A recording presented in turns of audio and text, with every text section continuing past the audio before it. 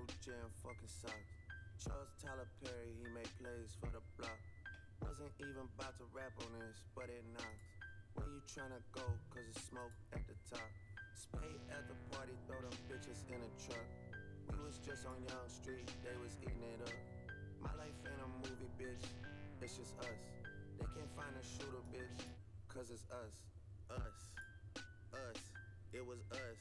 Nigga shot my brother, now I don't know who to trust. My odds be so broke that we been shooting at the bus. Bro say play it patient, nah dog, I'm in a rush, I'm tryna book, ayy.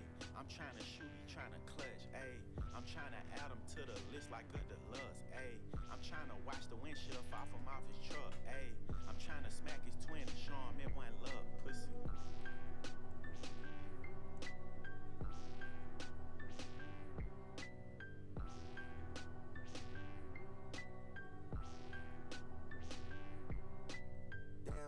Moss, that's a really big chain.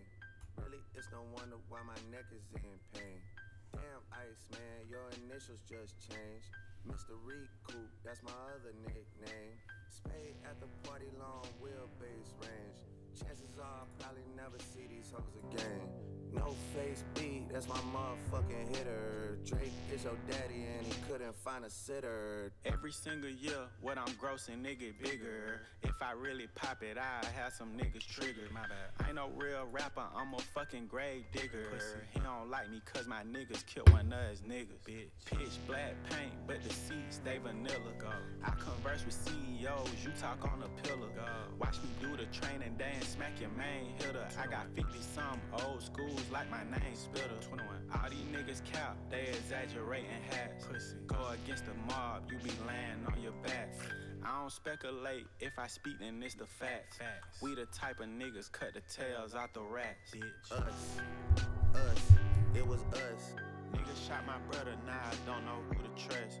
My odds be so broke that we been shooting at the bus. Bro say play it patient, nah dog, I'm in a rush, I'm tryna book.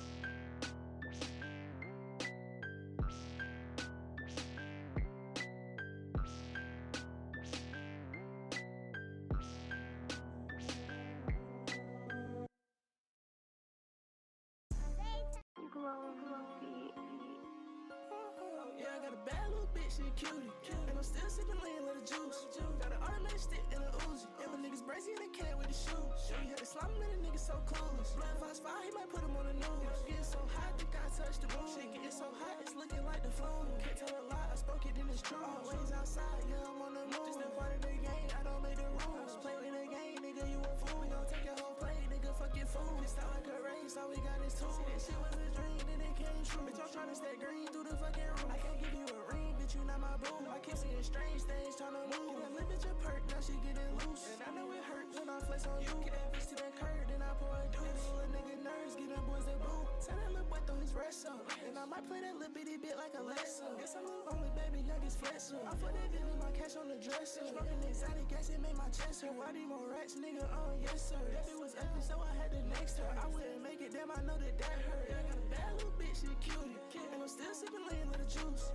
Got an automatic stick and a Uzi. And my niggas brazy in the can with the shoes. Yeah, we had to slime him and the niggas so clueless. Blood Fox 5, he might put him on the news. Yeah, I'm getting so hot, think I touched the moon. Shit getting so hot, it's looking like the flu. Can't tell a lie, I spoke it, then it's true. Always outside, yeah, I'm on the move. Just a part of the game, I don't make the rules. Play with the game.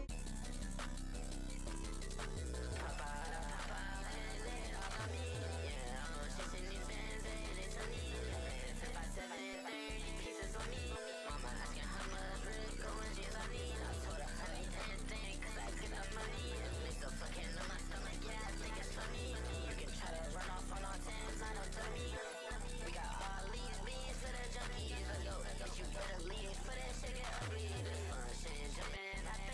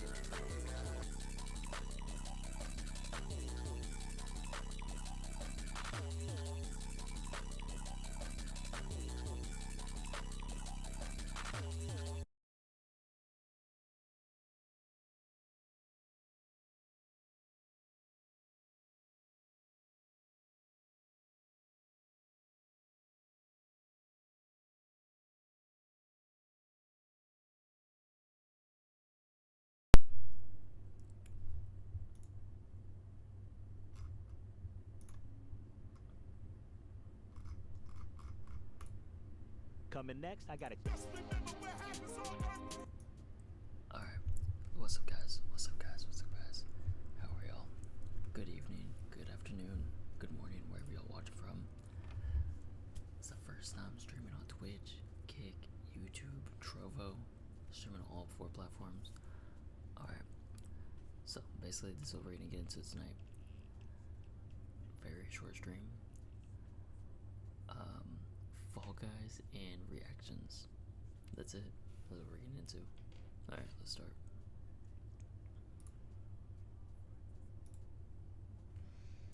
Why are so many 29-year-old boss girls on TikTok having public meltdowns? Fellas, they're literally begging for it. It's never been easier in history. Quick question, are you fucking kidding me? I am so sick and tired of just... This is gonna be hard. All right, let's go. Yeah. Everyone is so quick to say, stop doing this, stop thinking like this. Yeah. Stop telling me I'm wrong.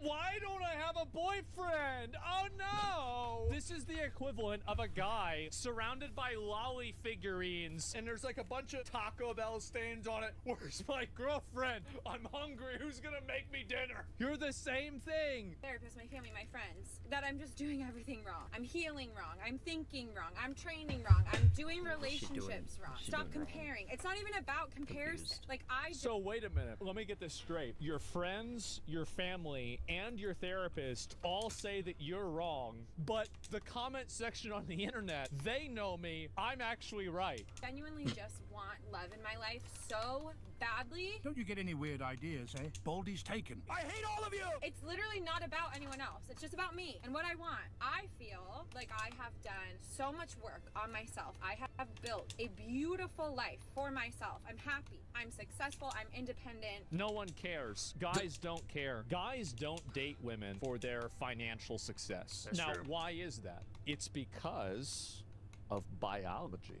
I take such good care of myself. Truly the only thing I'm missing in my life is someone to enjoy it with. And I'm so sick of waiting. Like, when is it going to be my turn? Dang, what so more close. do I have to do to fix myself before I'm just allowed to be happy? Before I'm allowed to meet this universe soulmate person that God supposedly has for me? I really wish that I could read this girl's Twitter profile, because how much do you guys want to bet that I could figure out exactly why she hasn't had a guy? Because this is the thing. Women are the gatekeepers of sex, but men are the gatekeepers of marriage. A girl is going to get gassed up because a bunch of high status guys are in her DMs trying to fuck her, but not a single one of those guys wants to have an actual relationship with her. That's the problem. How much harder do I have to pray and manifest I'm and telling wait? the truth. I feel like I'm being punished for Low-key Ferris, like, he is telling the truth. something I didn't do. I'm just so tired. I'm so tired. I don't expect a lot. I just want love in my life so bad. I want my life partner. Life partner? This is just getting worse. You mean husband Am or I just boyfriend? supposed to be alone? Like, is that the message? That this beautiful life I've built for myself, like, it's just supposed to be me in it alone? Yeah, because nobody ever gave a fuck about it. Nobody cares, like, what you're building for yourself. No guy cares about that. Doesn't matter. Like, I know I have my dog, and I love him so much, dog? but, like, I need love. All of my friends have their fiancés and their boyfriends Yeah. and their husbands Yeah. that they prioritize. Yeah. Like, as far as I'm concerned, I've been left behind. That's, oh wow. It's always somebody else's fault. And I really just want to find that person that matches my energy Yeah. and wants to build a life with me. Right. Oh wow. Is that so hard? They're looking for perfect, that's the problem. She got 4 potential boyfriends in her DMs right now. Yeah, I mean, she's an attractive girl. I guarantee you that there's like 10 simps in her life that would marry her automatically. Not working, is she about to lower the standards? But whenever she lowers her standards, you sign up for a life full of resentment and disrespect. They're gonna resent you for it for the rest of their life. If you want a boyfriend, Warhammer 40K, go to the local games workshop. You're gonna have a boyfriend probably a week. You might be balding with a ponytail, but you'll have a boyfriend. boyfriend, and he'll take good care of you. Women actually should be spawn camping Warhammer 40k like events, and here's the reason why. Every guy that I know that does Warhammer 40k is loaded. Like, these are guys that are making tons of money and also free time too. That's what you need to do. You've got to go to a Warhammer 40k convention, and you're going to be just fine. Henry Cavill. Yes, exactly. It happened. Doomsday is upon us. Nostradamus. Well, that was a good video. Now we're getting into AI pranks are trash by Moist Critical. Thomas tried to warn us, but we plugged our ears and refused to listen. But now we have been dragged kicking and screaming into the end times. Pranksters found AI, or at least one of them did. This one courageous soul bravely peeled himself away from his daily routine of eating glue to use AI to have an overwhelmingly negative impact on strangers' days. What was he doing? Full with disclosure, AI? though, I don't think every video they've posted doing this prank is real. Because some of them are just so outrageous that I find it hard to believe that he wouldn't have had his ass beaten right then and there for doing it. So I take all of them with a grain of salt, but what he's showcasing is very much something that can be done, and I have seen other videos of others doing to a lesser degree. This guy, however, has made it his entire identity to do these AI pranks. So he's the one that I want to talk about today to show. Do you know that guy in the blue shirt that was sitting right behind you? He was like going up behind you and like kissing you in the back of the neck. Oh, I've actually seen these. I recorded it. That guy, right? Mm-hmm. Good. He did it with... That's crazy. Sometimes what this guy does funny. isn't really a prank. Fundamentally, what he's doing is he's framing innocent strangers for crimes they didn't commit. He has, I think, 28 of these. It's basically all he does now is these AI pranks. And I don't know how what he's doing isn't a crime in and of itself. Because this is going to lead to an innocent person getting arrested. No doubt in my mind. In this one right here, what he's doing is he's going up to a stranger, claiming that another stranger that was sitting near him was kissing the back of his neck, a sexual assault.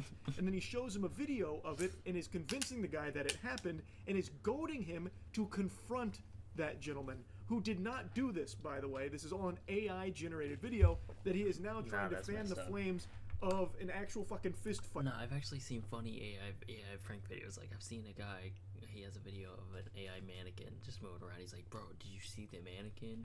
And he goes up to the managers, and he tries to get the managers on the video. And that's funny, because it's like, obviously, we know the mannequins aren't moving. That's pretty funny, but like, this kind of video is like bringing in assault and stuff like that. Right, 4. So even if this one is fake, which I have a hard time believing this one in particular is, because an employee even gets involved in there, and I feel like they probably wouldn't participate in shit like this. But even if it is fake, what he's showing here is something very real. You can just manipulate videos of innocent people doing crimes, and it's going to be very hard for them to defend themselves, especially because it looks as though he's mainly doing this to elderly people that probably don't know about this kind of technology, so how the fuck could they even possibly argue their innocence? You did to me like that. You did. Yeah. Is that you? The Vine moves are so funny. Hey, you touched this guy. That was a lie. Yes. Hey, did you see me touch this guy? Look at that camera. Oh my god, where'd that come from? Him. Oh my gosh. He. No, it didn't. Yes, sir. You did. I kissed nobody in the back of the neck. That's like that. That's weird. That's weird. So they can't really argue against him because he's showing them a video of what happened and convincing everyone else that this is a real video. And eventually it's going to lead to one of these people getting arrested or getting beaten up. Like in this case right here, that guy who felt violated, who's to say he didn't just start swinging on this man after seeing this video? Again, assuming of course this is real and not with like paid actors, which I'm leaning towards it being authentic here. I think there's too many moving parts, as well as like someone who does appear to be an employee coming over. I do think he did this to just random strangers, and if that is the case, then this could have gone severely off the rails, all based on a manipulated video here that's not real.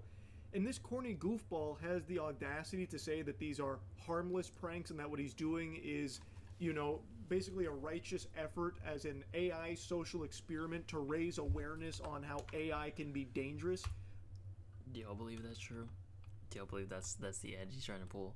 Is that he's just showing that AI can be dangerous because he's pulling these pranks because he's the one causing the danger? What? But you homunculus, everyone knows that.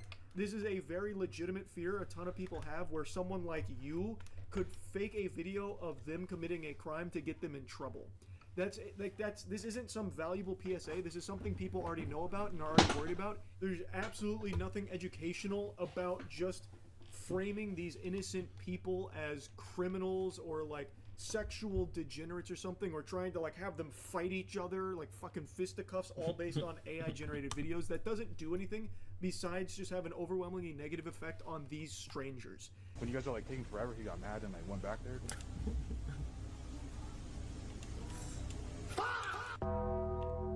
Is he allowed to go back there? First off, I didn't go back there. Who the fuck are you? The joke is these people panic thinking that they're about to be punished, maybe even go to jail, all based off a video they know can't be real but can't explain its existence because they don't know about AI tech. So this guy is now being framed for going into the back after getting angry or something, and all he's saying is like, I didn't do that. Who the fuck are you? Little did he know he was in the presence of the alpha goober here who likes to pretend that he's some kind of saint. But what he's actually doing, assuming these are real, which this one definitely feels real, what he's actually doing is just exploiting elderly people, treating them like props in his videos for the sake of making them the punchline of his joke of, haha, they don't know this is AI and I've made them look like criminals and they can't explain it, ha ha ha, they look so stupid. So that way he can get some Instagram clout.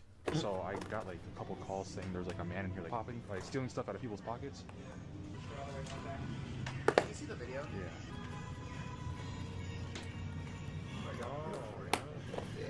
So you didn't have a wallet or anything? No, in your no, pocket? it's right here. I have no problem calling out the damn person who did it. Oh, so crazy.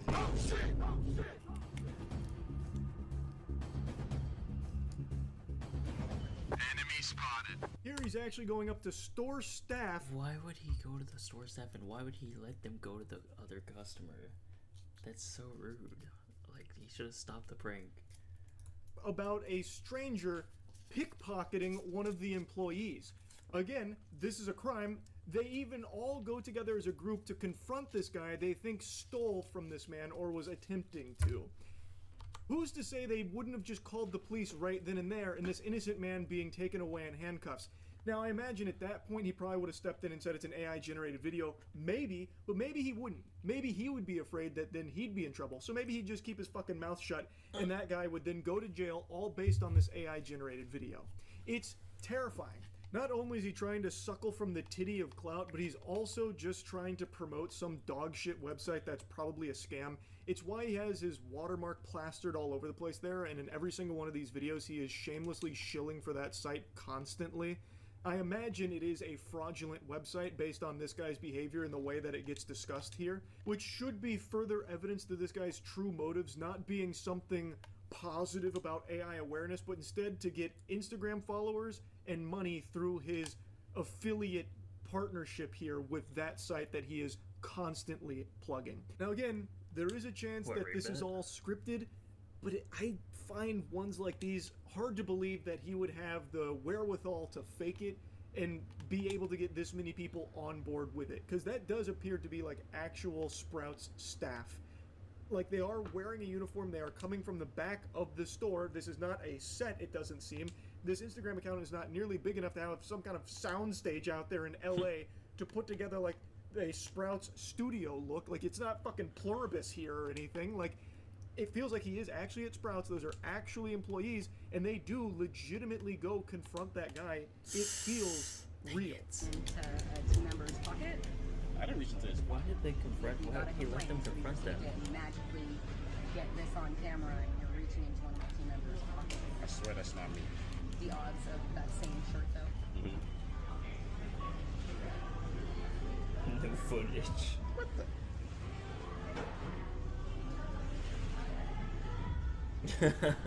I don't know what the hell's going on. Nah, that's crazy. I did not go in his pocket. That's crazy. This is not making any sense to me.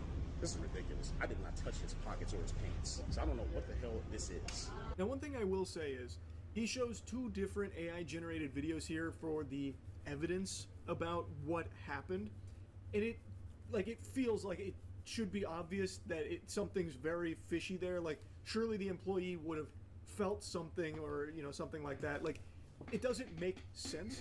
But I also could see a side of things where they have these videos from a customer who's making this complaint about being witness to a crime, so they're acting on that information without really thinking too deeply on it, because they have this evidence here. So they confront that customer who seems very confused by it. I do think his reaction is less than I would have expected it to be when so many people kind of gank him here about him stealing or attempting to steal from an employee. But overall, I just can't imagine this one being faked. Maybe he's in on it, so he's just playing along. I don't think so. In that case, wouldn't he be worried about facing repercussions? Because those do appear to be real employees. And like I said, if they did alert authorities and authorities showed up, would this guy have piped up and said oh no, it's an AI generated video, I made it all up, it's fake? I don't think he would have, because I bet he would have been worried that the cops would turn around and throw him in cuffs for falsifying evidence or something, because it is a misleading testimony, it's fake, and all of it is geared towards getting this guy in trouble for the sake of his Instagram prank. Yes, now, while I can't say for libel. 100% certain whether or not all of these are real or not, what is real is pranksters are integrating AI into their dog shit. The ones that I've seen arising on TikTok that I think some of you have probably already seen by now are people that are AI generating fake IDs of employees to show them and be look at this, I found your ID, that kind of thing, and it's very quick in and out, and they laugh at them for not knowing how that's possible, which is trash. But it's not to this level. This is the only account I've seen doing AI pranks like this, and if they're real, it's extremely dangerous, and if they're fake, he's still a loser for doing this anyway. What the fuck is the point in faking pranks on something people already know can happen? It's not even entertaining. It's just lame, and it is just preying on the fear of what this technology can do. It's not raising awareness because people already know about it. It is very easy to generate this kind of shit. It is just useless. It is solely here as a vessel for him to promote his Instagram and his affiliate website that he is constantly just throwing out there. Because I'm guessing he makes a few bucks from people that get referred to it. It's trash. Even if it's fake, it's still dog shit. But anyway, I wanted to talk about this a little bit, and that's really it. So yeah. Do you ever wonder if people in the Middle Ages knew that they were living in the Middle Ages? Obviously, they wouldn't have called it that, but I mean, did they know that something great had come before them and something totally different and perhaps terrible was inevitably going to come after them? Actually, yes, kind of, in much the same way that we today look at the past with rose-tinted glasses and have nothing but this horrible anxiety when thinking about the future. You see, medieval people believed history was divided into 6 ages and that they were living in the 6th age, which was the final senile decaying age before the judgment. You see this in the early Middle Ages, where there was quite a lot of doom and gloom going around after Rome fell in the West. A letter written by Saint Cyprian in 250 AD, but widely read in the Middle Ages, explained that crops were failing and the rain was scarce because the world was literally an old man losing its strength. Nowadays, you hear terms like late-stage capitalism all the time, and I would say pretty much all young people, at least in America, universally agree that the boomers had the golden age with cheap houses and livable wages, and we're left here with the cleanup. We also have microplastics in our plums, and nobody can afford to have kids. But back to the Middle Ages. Fast forward a few centuries to 1014 AD, when the Anglo-Saxon Archbishop Wulfstan basically told his congregation that the Vikings were crushing them because the apocalypse was starting. I see a lot of similar sentiments on social media now, where people claim that because of climate change, or war, or the advancements of AI, that we're all totally cooked. This idea of decline was everywhere in the Middle Ages. Medieval people literally lived in the ruins of the intellectual giants that came before them. They populated cities like Rome, surrounded by massive stone aqueducts and colosseums that they didn't even know how to repair.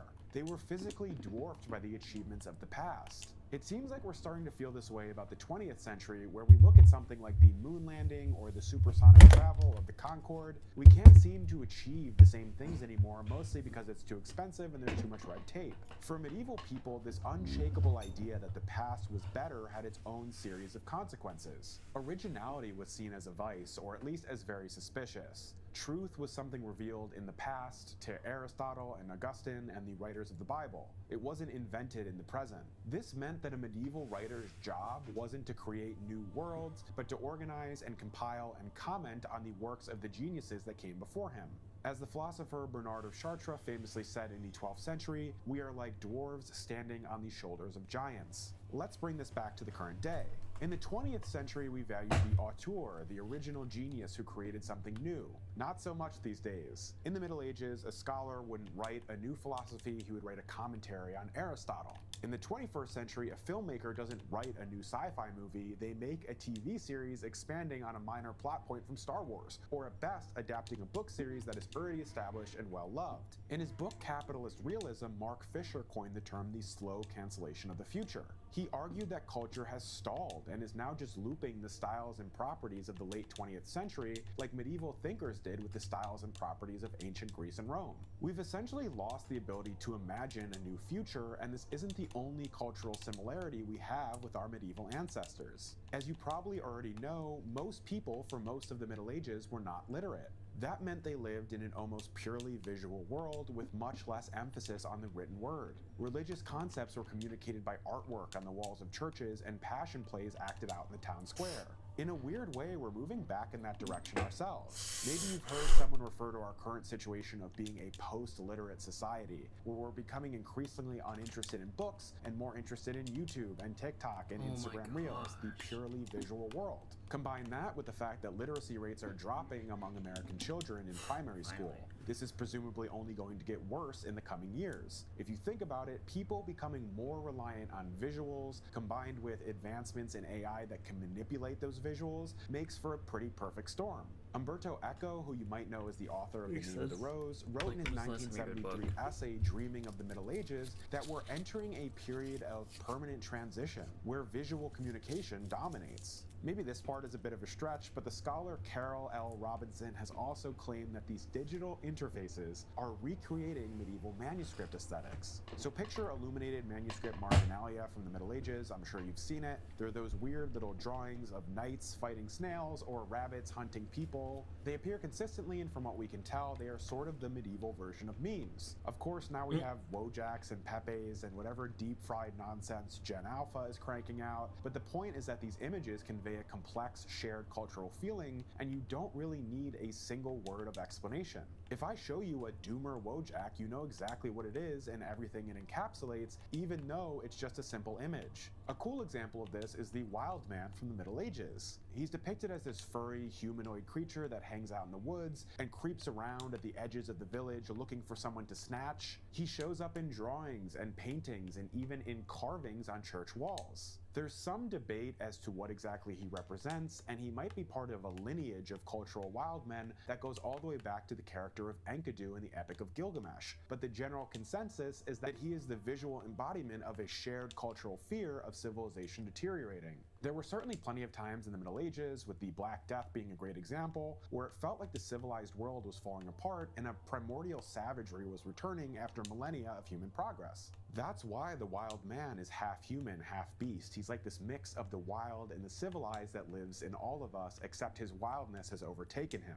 The medieval viewer would see a visual depiction of the wild man and intuitively understand these things, just like you do with the Doomer Wojak. Also, Labubus kind of look like the medieval wild man. That has nothing to do with the thesis of this video, but I just felt like including it. There's another point I want to make here about how our online culture has become unmistakably medieval, but I feel I have to clarify that I'm not making any kind of political statement here. This channel is purely historical. Before we do that, just a quick plug. If you like my content, which of course you do, you should definitely join my Patreon, link in the description. You'll get access to the official medieval...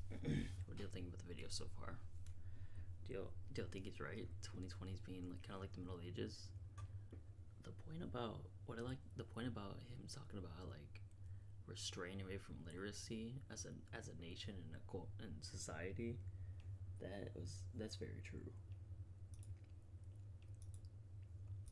Our modern concept of justice, or at least what it has been for the past few centuries in the West, is based on due process, so courts and judges and innocent until proven guilty. If you think about cancel culture, and I know that's a very loaded term, it does have a pretty medieval vibe to it, and it harkens back to the medieval practice of Charivari. Charivari meant rough music, and it was this noisy mock serenade where people danced and banged pots and pans to shame an individual for bad behavior, or in some cases celebrate their good behavior, although that was much more rare. I'm sure you're also familiar with the stocks, where criminals, or even just those who had done something that was considered unpalatable to wider society, were locked up in these wooden contraptions in the middle of town. Passers-by were encouraged to jeer at them or throw things, and they were a clear visual example to everyone of what not to do. We've sort of rebuilt these stocks on Instagram and X and TikTok, and even though the heyday of cancel culture was definitely the late 2010s, it certainly is still around. Take a look at medieval town records like London's Liber Albus, where the punishment for a shameful act was to stand in the square and have rotten vegetables thrown at you.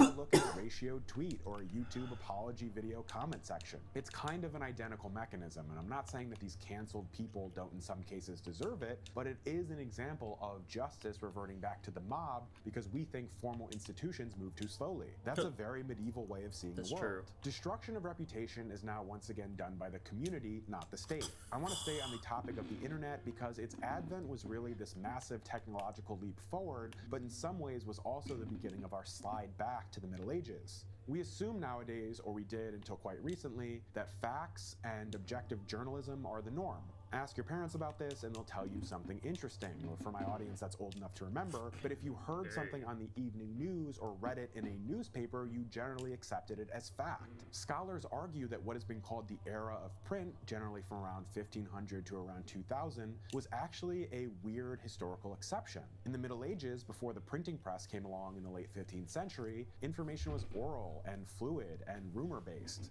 That already sounds a lot like Facebook to me. Information was also collective, and the truth was determined by your village, not by an encyclopedia.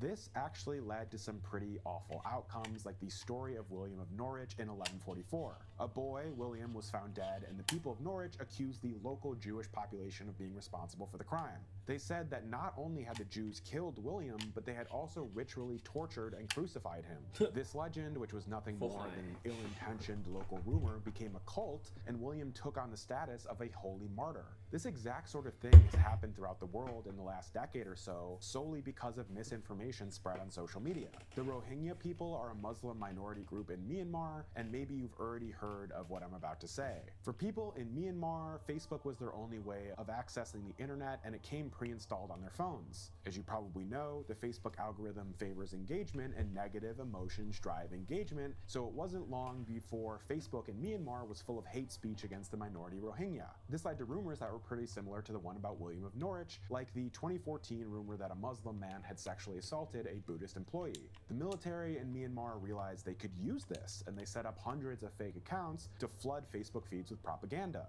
The eventual outcome was the ethnic cleansing of almost 7,000 Rohingya Muslims. Again, it sure sounds a lot like the Jewish pogroms that plagued Europe throughout the Middle Ages. There's also another interesting point to be made here. In the Middle Ages, there was a concept known as noblesse oblige. It basically meant that if you were a privileged, landowning member of the nobility, you had a responsibility to take care of those less privileged than you, especially those who worked your land. So if I'm a peasant and I pay rent to my lord, in return he owes me protection. Here's the problem with how this same concept played out in Myanmar. The lord, which in this case was Mark Zuckerberg or Facebook more generally, collected the rent, which was the data and ad revenue from all of these users, but refused to police the estate, which allowed the local warlords, aka the military, to slaughter the serfs. I've talked in previous videos about how we're moving into a techno-feudalist system that is in many ways worse than actual medieval feudalism, and the genocide in Myanmar is a glaring example of exactly what I mean. Speaking of local warlords, we have a few interesting directions we can go there. For the last 300 years or so, only the state was allowed to wage war. Maybe you've heard of the state monopoly on violence. Generally, one group in one place isn't declaring war on a different group in a different place. The nation of Germany is declaring war on the nation of Poland, for example. This is yet another norm that is starting to break down and return to a more medieval way of doing things. You see, back in the Middle Ages, kings generally didn't have standing armies like we do today. Sure, the nobility were trained in warfare, but there wasn't just a huge group of salaried warriors associated with a specific kingdom just kind of chilling and waiting for the next battle. We can look at the free companies who were used extensively in the 100 Years' War. Obviously, the war was fought between the English and the French, but the free companies were usually made up of men who didn't come from either place. They were mercenaries from Germany and the Low Countries, and they fought for whichever cause paid them the most. We can also look at John Hawkwood, the famous mercenary leader in Italy in the 14th century, who would literally swap sides and fight against the entity he was just fighting for if the other guy offered him more money. That's This hilarious. was the nature of medieval war, and during peacetime, these mercenaries caused a lot of trouble. Imagine you're an English king and you hire a bunch of German guys to go do some killing for you in France. They're successful, leading to a 5-year ceasing of hostilities. Now you've got a bunch of bored, violent, well-trained warriors just hanging out in France with nothing to do. Scratch that, they have something to do, which is raid and pillage, and that's exactly what they did. We're seeing a similar change in warfare now, where increasingly there's this move towards private entities fighting our wars for us. You have the famous example of Blackwater during the War on Terror, and you have similar private military contractors like the Wagner Group operating the current war between Russia and Ukraine.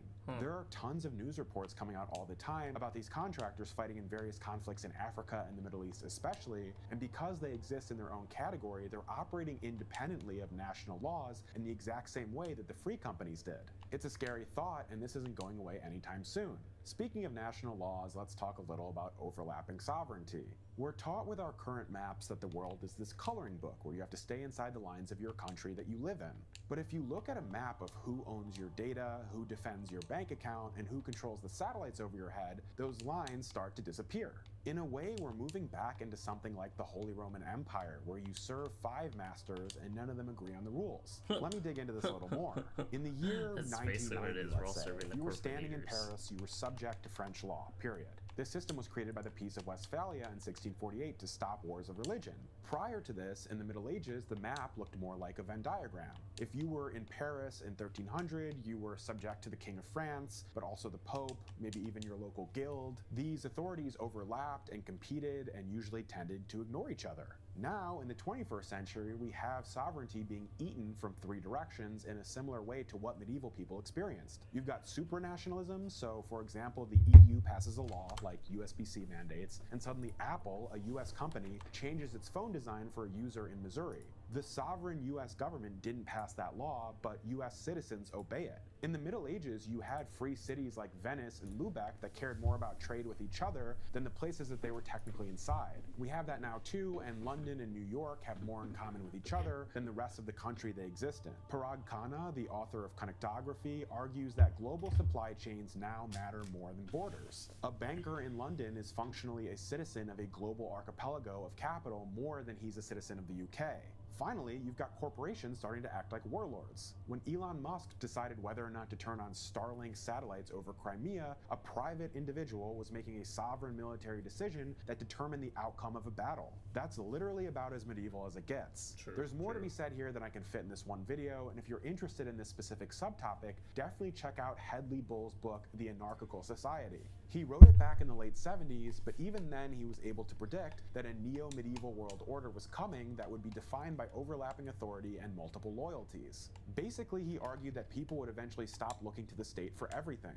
You might look to the state for roads, but to a corporation for security and your online community for moral guidance. But let's land the plane here. A few months ago, I made a video called Why You'd Rather Live in 1325 than 2025. The point of the video wasn't to say that the Middle Ages were better, but just to highlight some of the good parts of medieval life because all you usually hear about are the bad parts. The comment section was a trip, to say the least. People seem to not only be disgusted by the Middle Ages, but they're for some reason outraged to even hear one positive thing about 1,000 years of human history. It's really bizarre if you think about it. So maybe with this video, our takeaway should be that we're not so different from our medieval ancestors, and we're repeating a lot of the same cultural and political patterns they did. As the old saying goes, there's nothing new under the sun. But don't lose hope. Medieval people thought that the end of the world was coming, when in reality, the Renaissance was just around the corner. But what do you think? Are we already living in some kind of neo-medieval reality, or am I stretching things too far here? Let me know in the comments. As always, I'm John, this has been Medieval Mindset, and remember, the past isn't gone, it's simply waiting to be rediscovered.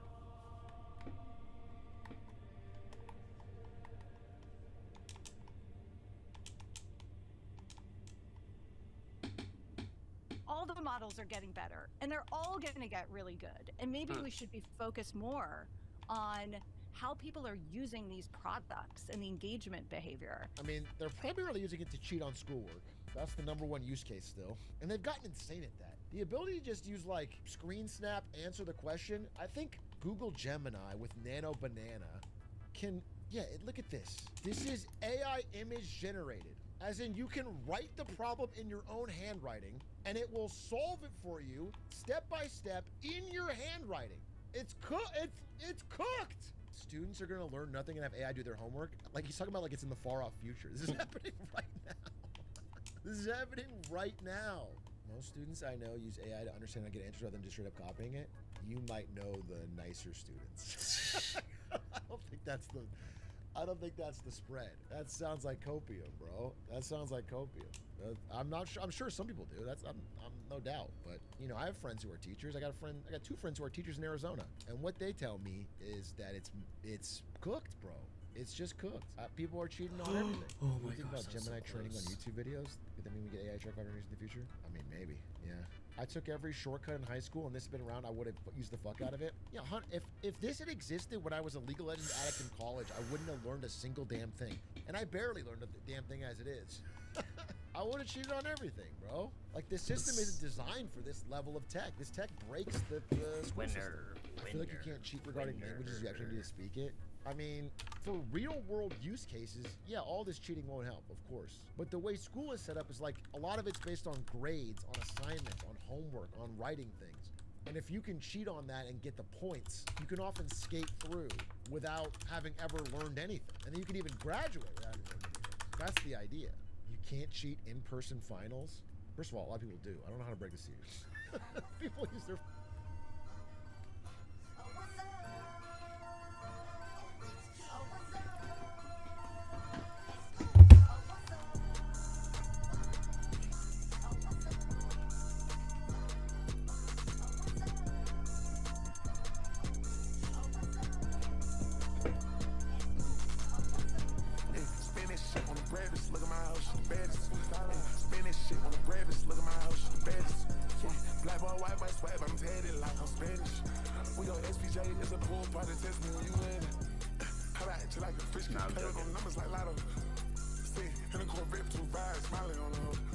I'm joking. I'm not leaving. I'm still gonna watch the video. I was just hyped. I won.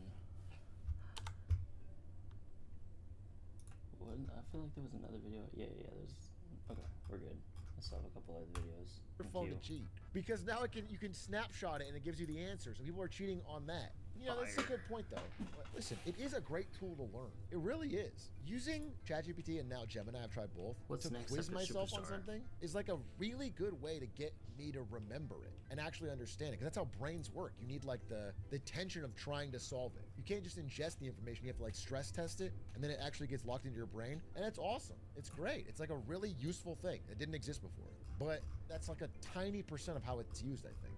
They figured out in-person tests already? Dude, what is this? This is a AI84 calculator ChatGPT ultimate cheating calculator? Oh, that's so horrible. Cooked. That's so fucking cooked.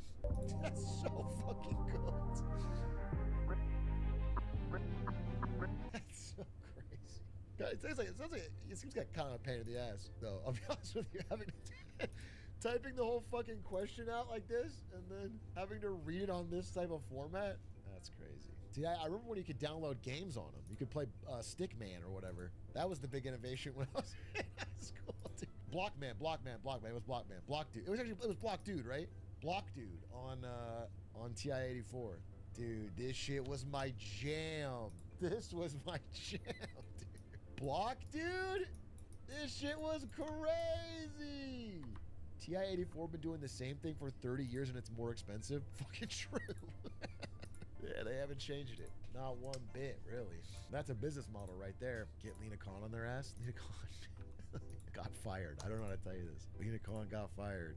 She doesn't have the authority to crack down on Texas Instruments. So it does kind of feel like we're stuck in this like loop of just slightly improving models versus, as you're kind of saying, thinking about the actual products that are being built on them and whether those are actually useful and people are, you know, using those products. I mean, they're very useful for cheating on homework. That's what we found. Cheating on homework, people that are too lazy to write wedding vows or, dude, did you see the thing? Wait, okay, I'll kind of end on this. This was so sad. This was a Reddit post, our relationship advice.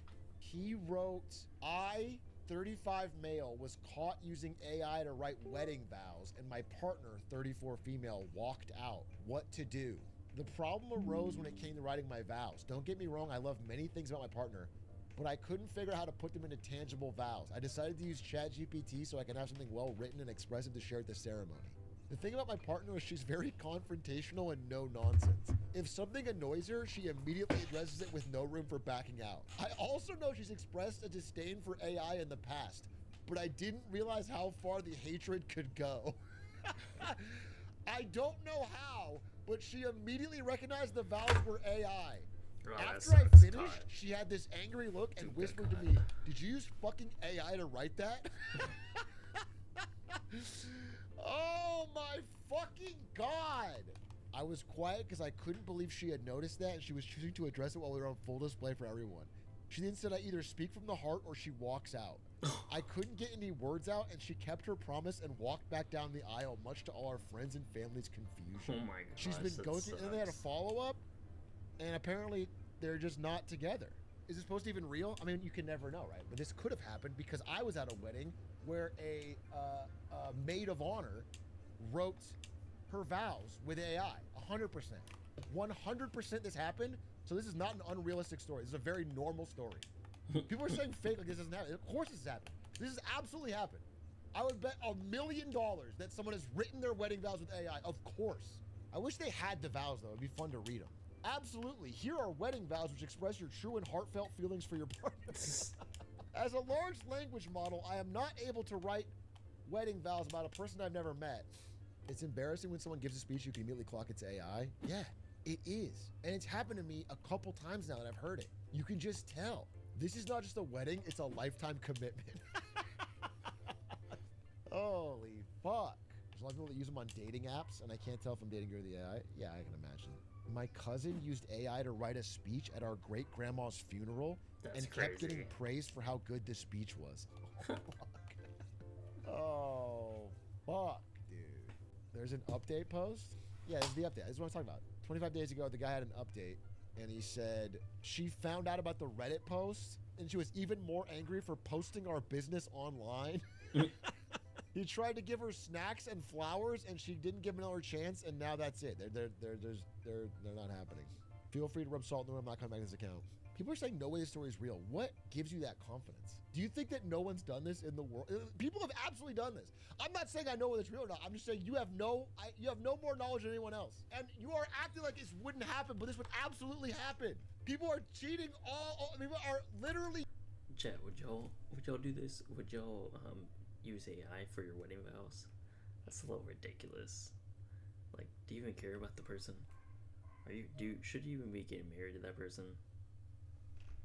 Using it for breakup text. They're using it for counseling. They're using. Hey, breakup text makes sense. I'd probably do that. Like if I didn't really want to talk to a girl after a while, I'd be like, ChatGPT, how do I let this girl off easy? How do I say I don't want to like you while being nice? Using it for friends asking for help. They're using it for graduation speeches. They're using for the. Do you know what I'm saying? Like this is like a totally realistic thing that would happen. I have a good strategy when I want to ghost a girl without saying it. I just start talking like obvious ChatGPT, and they always get mad and stop talking. That's even worse than ghosting. What a stupid strategy. just goes. At my wedding, my wife's sibling wrote a speech, then fed it into AI with the prompt to replace all words with a fancier word. Then they had to read this word vomit, and it was so cringe, especially because my groomsman wrote a good speech.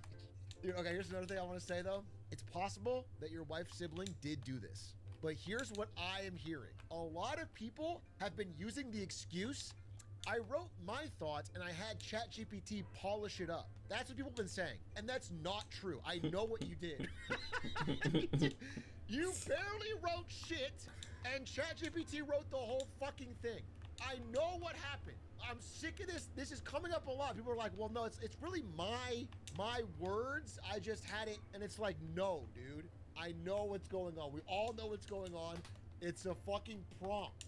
Prompt of whatever. Okay, tighten it up. Okay, change this. Okay, yeah, it's vibe written. It's like a linguistic fantasy we're putting over the top of actually writing.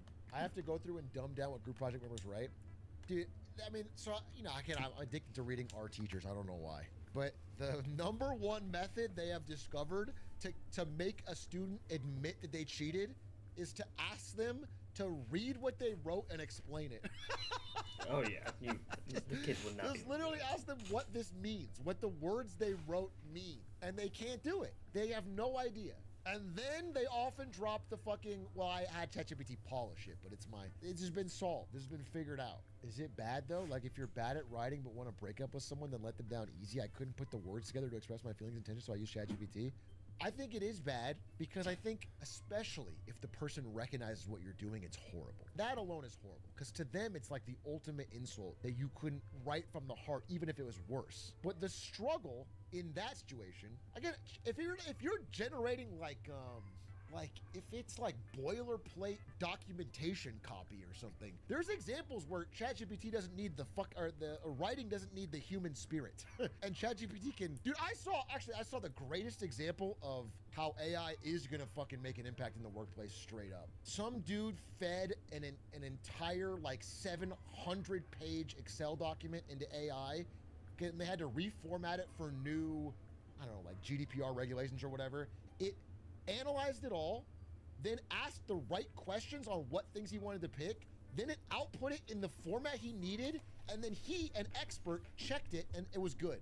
That was crazy. I mean, I'm sorry, but that is very, very useful. That is going to change the way certain jobs work, undoubtedly, because it literally is 1,000 times quicker than a team of using. Okay, I don't doubt that. I'm not fucking crazy. Of course that's better. But if you're writing a breakup text to someone that's important to you, the thing you need is not the most eloquent, verbose paragraph. What you need is to say something real, something that means something. And the struggle to do that is important. Even if you fuck this one up and they don't like it, you'll learn from that to do it better in the future, because it's an important skill to have. Offloading that is like a big waste of time, bro. I wish I had that clip though, because it was actually mind-blowing. Here it is. I found it. Oh my God. This is an unignorable feature. And I know there's some people that want AI to disappear and never come back, and it's all fake and it's going to blow up. First of all, I agree that financially, none of the things make sense right now. And I think there's going to be some kind of correction. But the truth is, the technology, like the internet, is here to stay in some way. And this is real. This is crazy. So Opus has the sort of intelligence required to go through the sheet and ask me the right questions. It asked me how we should break down different line items and if it should classify each of them. I said, yeah, go for it. Dude, I mean, this type of work is it's just weeks of banging your head into it. And this did it like instant. After clarifying the stuff that it needed to clarify, it presented to me a plan and I said, go for it. And here we'll watch Opus fill in a huge three-statement model guys, if the dog's still as it converts it using all natural Excel formulas. Take it outside. Yeah, I don't know. It's crazy. So it's also not OpenAI, by the way. It's also not OpenAI. So there's just no doubt about it that there's going to be a change. It is going to have a material impact on business that's long-term. It's not a fake thing. But in terms of using it in human real life, I find that to be reprehensible, bro. I think it's crazy. I think it's such a self-defeating use case. A Japanese game studio is making applicants draw in front of them during interviews. I can't get enough of that tech news. You can never get enough. I'm sorry, that was too much. Microsoft is reportedly scaling back its internal sales growth targets for some of its newer AI tools after slower than expected adoption by customers, according to internal sources who spoke with The Information. Multiple Azure sales teams missed aggressive quotas last fiscal year, according to this report, a rare outcome at Microsoft, prompting the company to quietly relax growth expectations for certain AI products, as enterprise customers pushed back on paying for agents whose returns they said were hard to measure. Not sure what they're gonna get you, but the vibes? Oh, I mean, how? However, after a few outlets picked up the story, Microsoft told Futurism that the initial reports inaccurately combine growth and sales quotas, insisting that AI sales targets were never lowered, even as internal adjustments suggest expectations are being reset behind the scenes. So maybe tons of people love paying for Copilot, and for everyone who doesn't, great news. The newest update for LG TVs bakes Copilot directly into the home screen.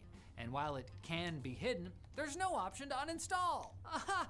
Because nothing complements your movie watching experience like another button you'll never click on. It's no wonder people are building custom tools that get rid of all the AI features in Windows 11. This isn't an endorsement, by the way. We don't know if this tool is malware. It's just an example. People want AI removal tools because the world is turning to slop, which is the 2025 Merriam-Webster Word of the Year. Maybe this is God's way of answering our prayers. Dear God, please bring back Clippy and smite this Miko AI baby blob thing. I wish to see its face no more. You got. That's crazy. I'm on YouTube right now. That's insane. Let's just close the player.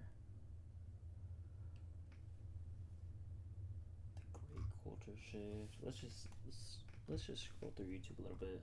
See what's going on. The new Moon video. For a while, I thought it was just me. I thought I was just getting older and becoming one of those people who thinks that everything was better before and that the world is getting worse and worse. But then I learned that there's a word for what I'd been noticing. Slop. Slop is low quality, forgettable stuff. It just about does the job, but nothing more. And once you start seeing it, you realize it's everywhere. The buildings going up around you, all glass and grey, designed for the short term with the most maximum profit-seeking motives possible. The endless stream of content you forget 5 minutes later. The food that's technically fine but tastes like nothing. Just a bowl of grub during your lunch break. The slow degradation of all the products and services you used to love. Everything has been optimized for profit and convenience. And yet, it just has no soul, beauty, or substance. It makes the entire world around you feel meaningless because we're living in a world of slop. And nobody really wants this. In fact, we all hate it. But what we don't realize is that we're actually helping to create it. Every click, every scroll, every time we choose What do y'all think about AI slop? Do y'all like it? Is it good? Is it good for overall humanity? Are y'all in Sora? Do y'all be using Sora like that? What do you think? Easy over meaningful, we all play into a part of the slopification of everything. And every single day, this process is getting exponentially worse. So where is this actually going to take us in the future?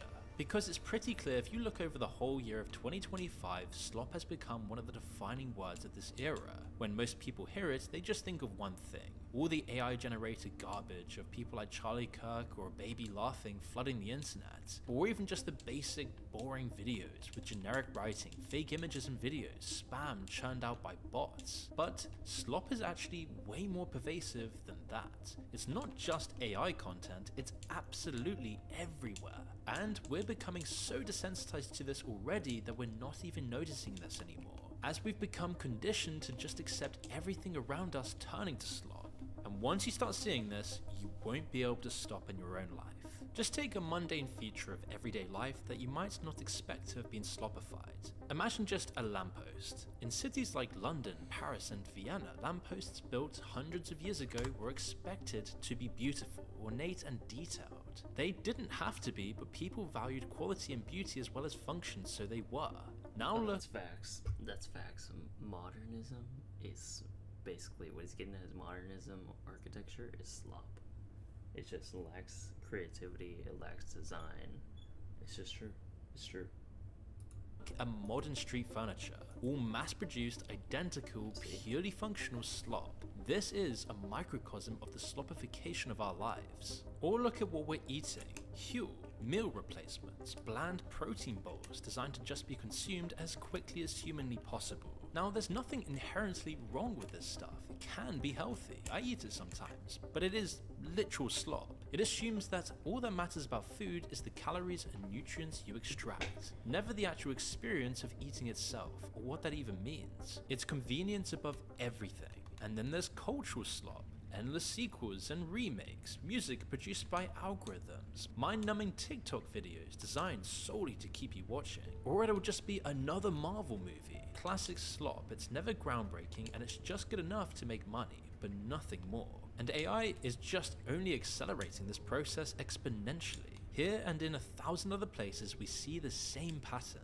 Convenient, palatable, adequate, but soulless and superficial. This is the world of slop. Now, I don't want to sound overly judgmental. In a way, slop is a symptom of all the progress we've made. It's the natural endpoint of the consumer capitalist system we've built that's become incredibly good at giving us exactly what we want. But that mixed with the internet takes the production of slop to the next level, giving slop a whole new meaning. In the early days, the internet felt different. There were no gatekeepers, no corporations controlling what you saw. It was, as hard as this might be to believe, just people connecting and sharing with one another. I remember it. It was homemade videos, obscure forum posts, cat videos, and Charlie Bit My Finger. Most of it was poor quality, but it wasn't slop. It wasn't bot farms just trying to make money. It was seemingly people just sharing what mattered to them. But the logic of optimization took over fast. Platforms needed to make money, and because we'd got used to everything being free, the only option was ads. Today, almost half of what we see on social media is from advertisers, not accounts we follow. And that's not to mention all the soft advertising secretly being peddled by influencers, always with some ulterior motive or sometimes just straight up in your face. Like when Netflix, a paid streaming service, introduced them after promising they never would. I mean, I was literally at the dentist yesterday and even the screen showing landscapes while your teeth are being worked on now has ad breaks. When you walk around places like Florida and you want to look at the beautiful sea, you'll see ads on boats. Yes, literally trying to look out to nature and you'll see more ads. There is quite literally no escape. And that's not to say advertising is bad, but it's the way in which anything and everything in life has been monetized. Platforms don't care if content is creative or meaningful. They just want it engaging enough to always keep you watching, whether it's the next Charlie Kirk meme or just an AI perfect 10 out of 10.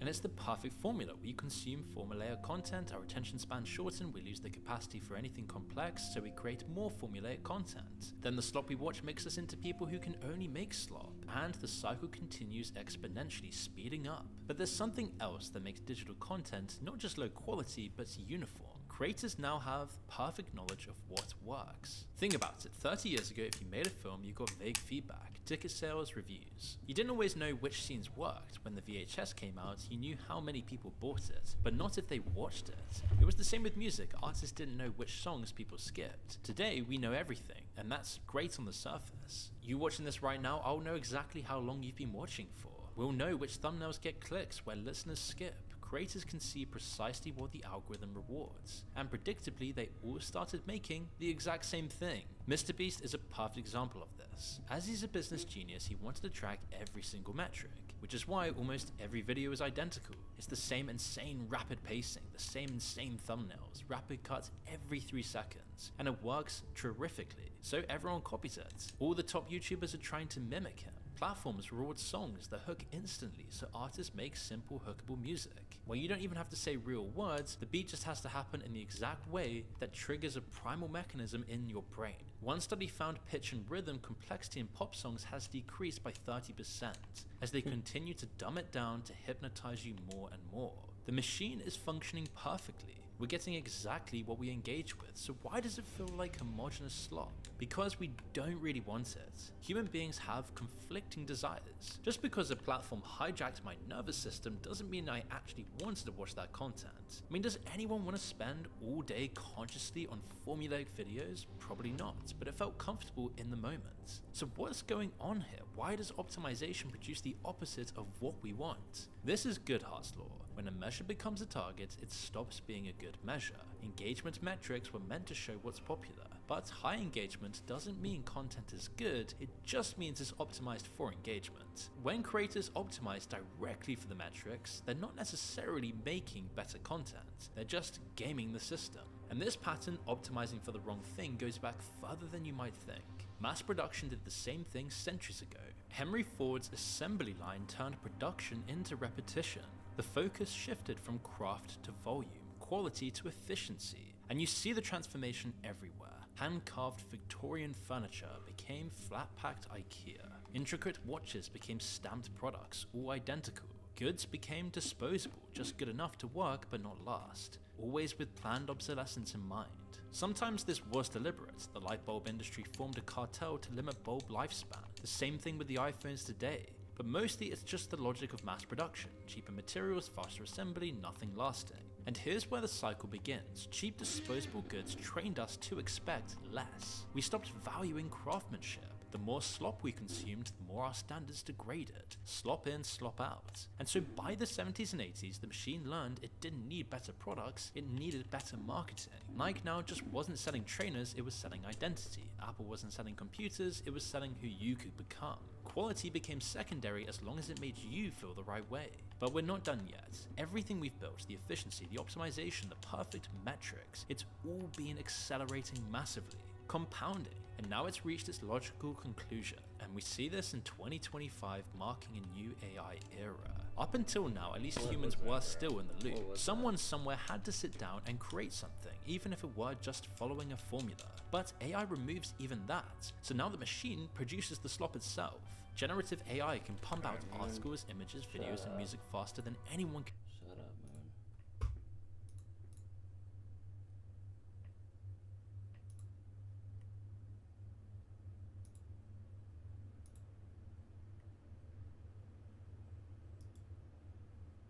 Oh, you wanna, okay. What one? I'm there. Oh God. Mar, you got that one? Okay. You like this one? No, I think the fire truck. Oh, the car. Oh, how am I gonna get? You wanna get that or should I get it? Or you got that? The car. Yeah. You want the red one? The red one? Yeah. I'll pull it up. For sure. Yeah. You ever been to a dog show with the sole purpose of arguing with the other dudes there about how your dog is the most exotic? What do you mean, no? What's wrong with you? You off your gourd or something? This is what sane, healthy people do. It is what it is. I don't give a fuck. Why? Because it's exotic. This right here, everybody has. This right here, nobody has. Exotic is something. I got the Ain't bluffy nobody out. got this though. Everybody got bluffy. Nobody got this. Bluffy And exotic got the smash mug, not the long snout. Long snout. How you figure less than two Long fingers? snout. He could breathe. Wait. You got a tail? You got a tail? You got a tail? Oh shit. It's pure chaos here at the Westminster Dog Show. It's going nuts. There's blood and guts everywhere, and there will be no survivors. This is like a lot of hostility here at the dog presentation. It's like listening to Bills fans and Chiefs fans arguing. All this while holding dogs that they're treating like pieces of jewelry. Specifically, the dude that looks like the Rizzler was set to Wumbo and then found cocaine, the guy that's really like fucking steaming. He just keeps going on about how exotic his dog is and how no one has it, as he's like showing it off like a luxury car. No high rear though. This ain't high rear. Stand You up. crazy? Stand that You dog up. Stop standing pulling up. that rear back. Not putting no rear, Pulling baby. that Come rear on. back. Let's do a side shot. Pulling that rear Side shot. back. Let's do a side shot. Let's do a side shot. Let's do a side shot. Buddy tries to call him out for high rear, looking to throw a flag on the play, like, nah, it's disqualification, rear too high. And then he's like, high rear, that's the most outrageous thing I've ever seen. I do say, my good chap, that is outlandish. This whole thing is so absurd. And I feel horrible for the dogs here. They all look like they have been bred for the sole purpose of being in these kind of shows from these fucking weirdos. So I imagine they probably have like a lot of health problems. Like, it's no secret, this kind of garbage can cause a lot of like genetic issues in them. And it's very sad. Especially the one that the protagonist here, the main character, is really liking to show off. That poor dog looks like one of the fucking Guardians from Ghostbusters when the main villain shows up. In the way that they're handling the dogs, it's like they don't even view them as a living, breathing creature. They are truly just an accessory that they are trying to win a competition with, and that's all. It's so fucking weird. Now, you may have heard the guy in a coke-fueled frenzy throw down the gauntlet saying, side shot. He is now challenging his heckler here to a side profile showdown. And in the dog world, that's like saying parlay to a pirate. It must be honored. So now they're about to do a side profile 1v1 here on Rust to see whose dog is the most exotic. Pull him to the side. Let's go. Side shot. Put that motherfucker to the side, bro. Wait for see that shit. Hold on, the judge saying you talking that shit. I'm gonna talk that shit. The judge saying you talking that shit. Let's see that shit. Chihuahua face. That shit ain't got a bully face. That shit got a Chihuahua face. That's a fluffy Chihuahua, nigga. It is. Fuck out of here. It is. You're talking that shit. Get that face. Look at that Rico. Oh, shit. Talking that shit. Wrong ass bus. Get that fucking bus out of here. This is high-level dog management right here from the owners. Did you see that technique? He turns his dog to the side and immediately hits the Ric Flair woos, woo, over and over again. Like, did you see that? What happened? This is some impressively pathetic stuff here. I don't know how these dudes go home and look themselves in the mirror without tears in their eyes, crying at the fact that they're such huge fucking losers. That is shocking to me. Even the dogs look embarrassed to be there with them. Get that bus out of here, baby. Come on, man. Get that bus out of here. Your dog's scared, fam. Your dog is scared. Man, be scared. Your dog is scared. He's still more exotic than yours, though. He's still more exotic than yours. Long hair don't make it exotic, bro. That's a chow-chow. What it makes it then? What it makes it then? That's a chow-chow. What it makes it then? Do you have it? That's a hairy mutt. Show the pedigree. Do you have it? Show the pedigree. Ant-Man, baby. Ant-Man, baby. I can't believe a fight didn't break out right there between those two. The second he called for the pedigree check, oh man, I thought there was gonna be some haymakers swinging there. I thought that was about to get real pugilistic real quick. Ant-Man all day. Yeah, show the pedigree. Show the pedigree. Show the bloodline. There's somewhere down there. There's some fucking baby down there. Baby. Ain't no baby. Ain't nothing baby look like that. Not like baby look like that, bro. Not like baby look like that. I know what I did. I know what I did. It don't look like it. It don't have to look like it. Don't worry. You know what I'm saying? Get ready for what's coming, though. Get ready for what's coming. Oh, I'm ready. Man's out here talking like he's in the NBA championship game. Get ready for what's coming. I'm dunking from the free throw line like Air Jordan. I swear to God. Brother, calm down. You're at a dog show. Get ready for what's coming. Mayan calendar predicted end of the world's 2012. Guess what? It's 2025. I'm shutting the world down with my dog right here. You're not ready for this. Get ready. We waiting. Get ready. There won't be no long snout shit. This ain't what snout? What snout? What snout? She said, what snout? Let's see who can run and come back without breathing. Let's see who can run and What is come back. even on about, bro? Let's see who What is can it run saying? and come back. He's functional as fuck. You know what I'm saying? None of that bullshit. That's good, baby. Get that clout off of Bluffy. Get that clout off of the Bluffy, my dog. I don't need clout. Sure. I don't need clout. Real bull's back in style. And that ain't no fucking bull. Yeah. That ain't no fucking bull. Hell yeah, it ain't no bull, baby. Fuck out of here. That shit mutt. These owners are getting so feral there for a second. I thought they were about to start eating their dogs there for a moment. Just like actually like, oh yeah, not functional. Well, he can run there and back. And he also tastes great. And then just takes like a bite out of him or something. Shit was going like actually Insano style. This guy's now bubbling over with rage. That ain't no fucking bull. And the other guy's like trying to get on his ass for clout chasing off of his, I think he calls it a bluffy, is what he was saying. I don't really know. But man, they are like actually foaming at the mouth here. Hell yeah. Let it be a month. Let it be a month. This is a new month. This is the new wave. Look at that front. Come on, baby. Look at that front. I see cameras on this. What about that? Fuck out of here. Get that shit off the table. Fuck out of here. They looking at that shit because they don't know what the fuck it is. That's why. They're looking at it like, that's why. They don't know what it is, bro. This is the new wave. They don't know what it is. They don't know what it is. Trust me when I tell you. The new wave. There's just no way it can be this serious. Like, what's on the line? What do you win? A year-long subscription to Chewy or something? Like, I cannot imagine it's worth all of this fuss. These two goofballs are about to blow a gasket. They're arguing like it's an Xbox Live lobby. All over this weird dog show that they're at. Also, apparently this isn't that unusual. 4 years ago, there was an actual brawl at one of these kind of things. This was at something called the Bully Takeover, which I think is probably like the same competition that we're watching this argument at, since the whole thing they were talking about was like bullies and shit there too.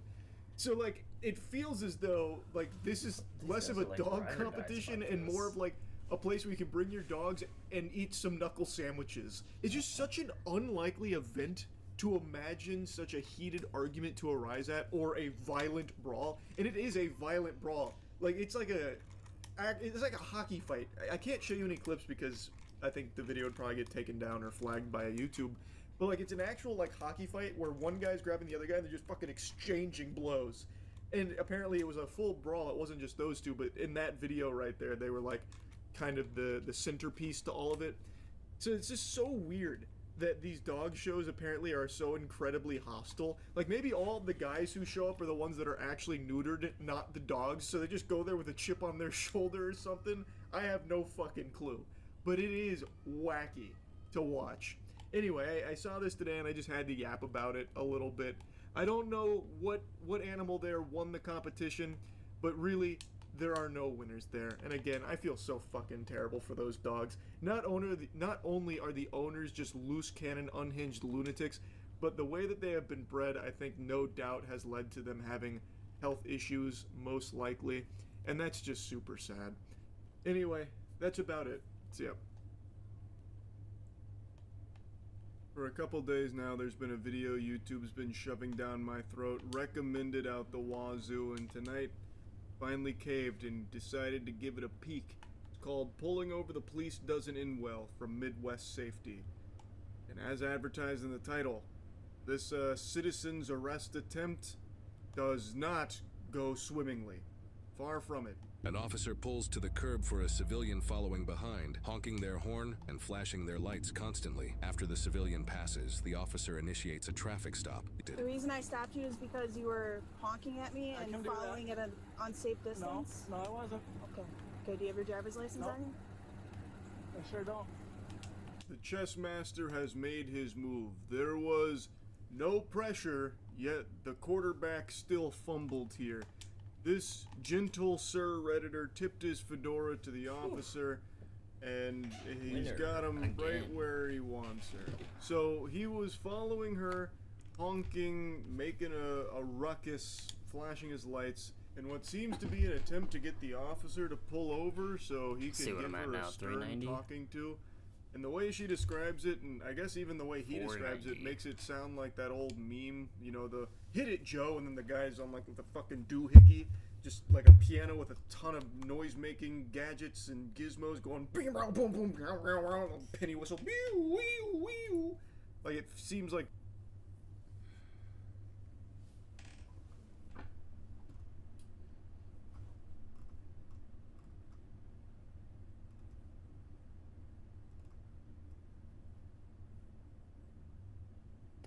This hypothetical. What video do we want to fucking watch now? This thought experiment reveals your hidden moral beliefs. This seems interesting enough. Could a single number capture your moral instincts? Today I'm going to present to you a mind-bending thought experiment that I promise you've never heard before because I made it up. I call it the Cactus Crossing Conundrum. And your answer to this puzzle says a lot about what moral tribe you secretly belong to. So let's dive in. Moral tribe. Picture two villages. I will say I think people try to categorize them, not in the moral sense, right? But like politically, I think people try to categorize themselves so much more than an individual, you know, case-to-case basis on topic. I think people care so much where it's like, and I know this is like the biggest middle ground thing to say. And whenever you hear somebody say this, you're like, oh, you're conservative, just trying to be chill, right? But like, because that's really what a lot of people that say that, like, oh, I'm just middle ground, man. You know, why do we put labels on everything? They're just trying not to pick sides, right? And I understand that, but I think there is some value in that statement where it's like, you know, that political compass test. Everybody's taking that test. Even if you haven't, at some point you're gonna take it and be like, where am I? Because you're gonna want to know. But it doesn't fucking matter, right? It's like what you think about individual topics is what matters. How you think about society and people versus like, yeah, I'm a liberal. I'm a social democrat on the trailer, but got left on scene. What?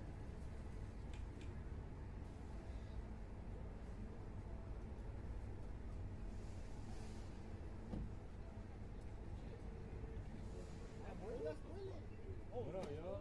What up, bro? So y'all good? Nice to meet y'all, bro. What up, gang? What up, man? How you doing? You good? Lacey, what up, man? What's up, how y'all doing? Bro, it's the same driver.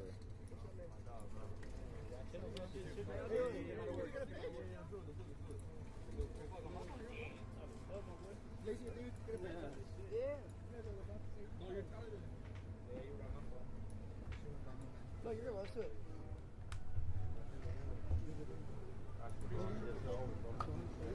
Yeah. We're gonna look alike.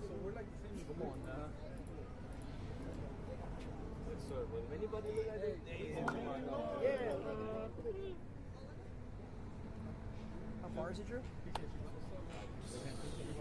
4 minutes. I called a new one. They gave me the same 3 minutes.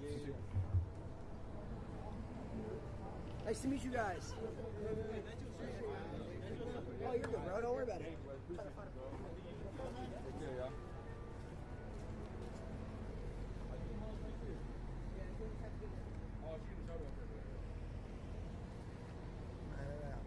No, I'm about to. No, 'cause I'm about to crash right now. She get wicked. Yeah. Bitch, this lazy bitch ass, bitch. He is a fucking bitch. He's a fucking snitch. Yeah, he fucking snitches all over my dick. Yeah, he fucking snitches all over my dick. Ooh, what are you talking about? Chad, what day did Rage come to LA? Wait, what? What are you talking about right now?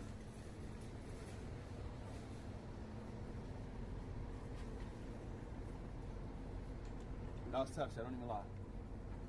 Wait, what are we talking about now? I forgot. That was not tough. Like, bro, this is shit I'm talking about, bro.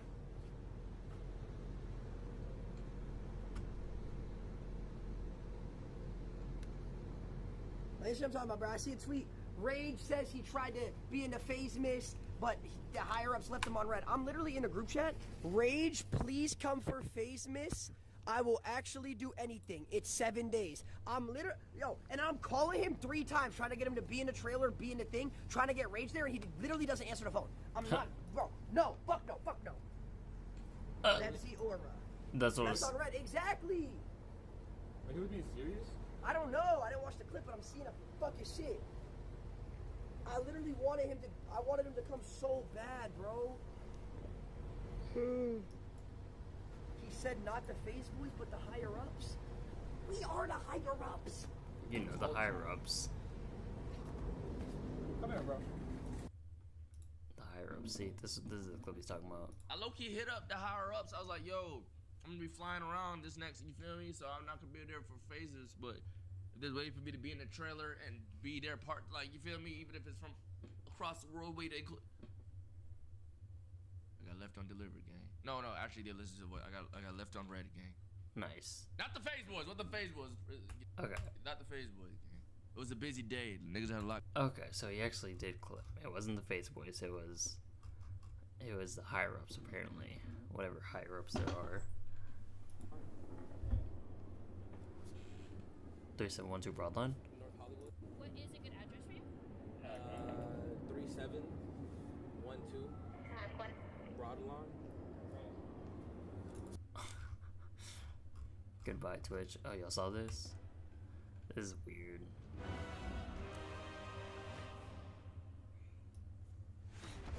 Like, bro, nobody cares, bro. If you're switching over to Kick, nobody cares. And what's really funny is that, like, back in the day, he was hating on others, like, people gambling on Kick. He was hating on it. But now he's going over. So Dab said, I got logged out of my Battle.net account and don't have access to email, so I can't get in to play the new Warzone. Anyone know how I can fix this? I don't know, Adapt. No clue. Sneeko has submitted a $35,000 cash offer to buy streaming platform Party. The company is currently valued at $12. Yeah, somebody's gotta buy it. That thing is ass. Party is literally ass.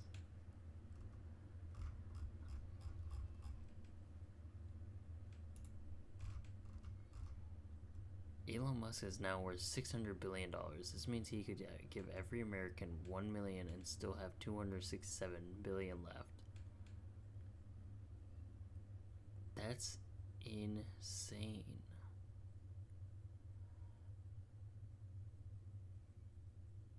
What the fuck? That is insane. The wealth distribution makes no sense right now, bro. This is just gonna keep happening, guys. This is gonna keep happening. The wealth distribution is going to keep doing this.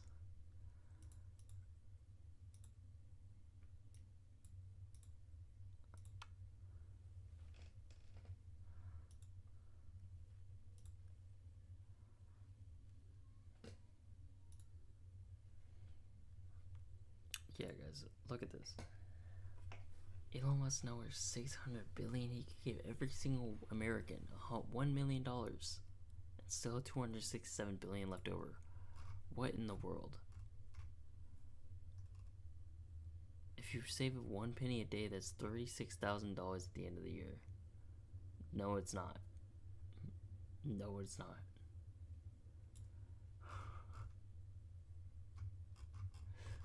No, it's not. Anyways.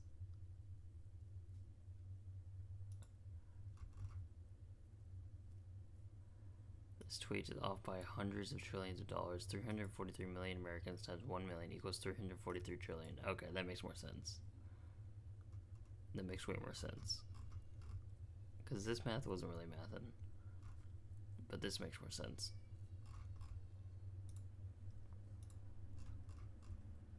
Okay. No man should have all that power.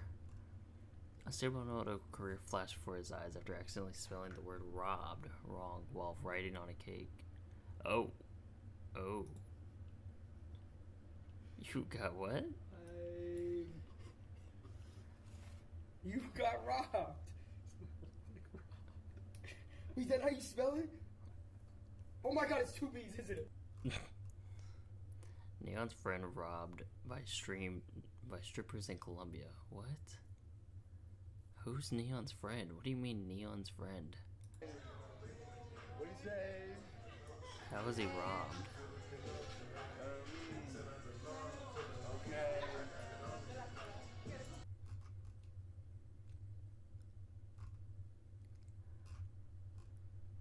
Dog, what? Your dasher. Waiting on them to finish this oil change. Oil change on your car? Yep. How long is that going to take? My food is going to get cold. Shit, give it to someone else then. That's hilarious. Black Boy Max's associates, Fat Boy Dip, said people who are overly religious either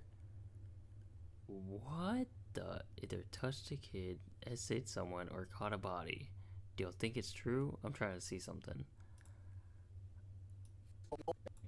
Wait, so is he saying?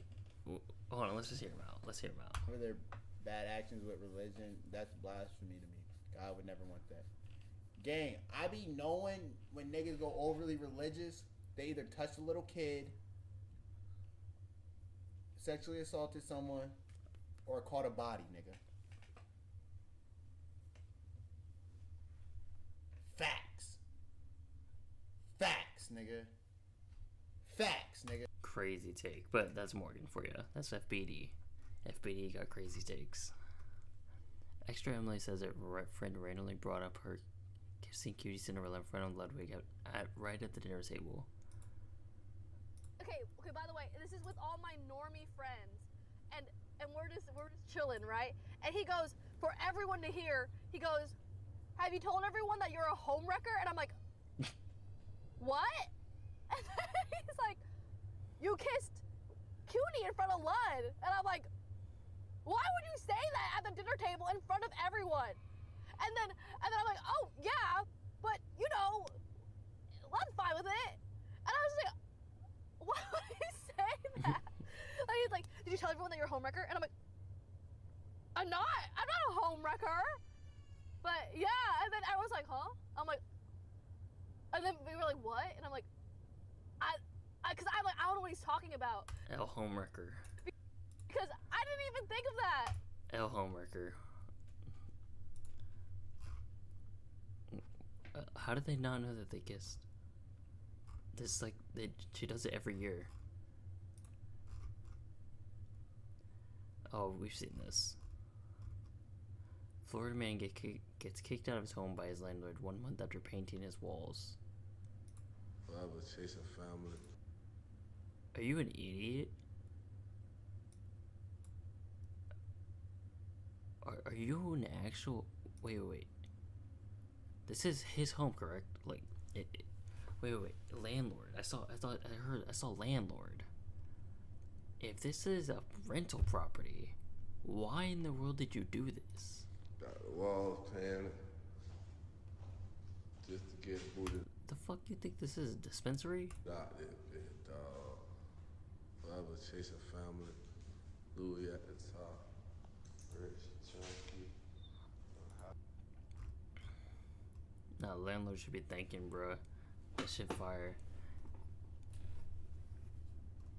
Dude turned his spot into an influencer photo shoot. Yeah.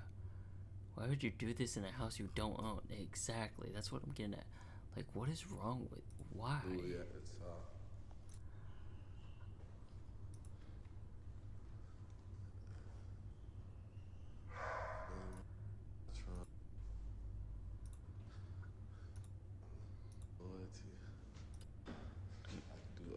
There's no way he's that dumb. There's no way he's that dumb that he paid for all of that.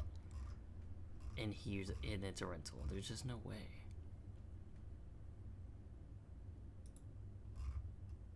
Okay, so an only job has submitted a bid to buy Argentina for $25,000 cash. The country's GDP is negative 129 bill. Oh, okay, so basically anybody can buy it. He's overbidding. Mother doesn't know what to do after her son started moving like Michael Myers. She said she can't control him. What? Whoa. Whoa. Whoa. Record him. Whoa, that seemed like life-threatening. That was scary. Oh my gosh. He did literally just start moving like Michael Myers. So FaceAdapt showed footage of his $40,000 donation to kids in Gaza being used to help schools. FaceAdapt, you can kind of see it, bro. It's in a park. I'm doing this really. That's awesome. That's awesome. Sabadona got mad after someone tried promoting their protein powder by leaving it on top of his Porsche. He fucked up now. So now he fucked up. What's your Instagram, huh? Don't put this shit on my car. Go right in the trash. You actually look like yes. I'm Dante got married again. That is not I'm Dante.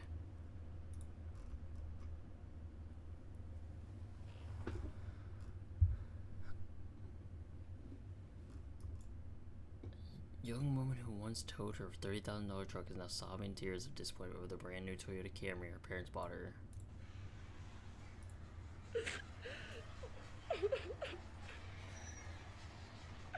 I'd be a little pissed too. If you had a truck and then you got a Camry, that sucks. It's worse. It gets worse. Why is Mr. West Virginia so anti-white and anti-Asian?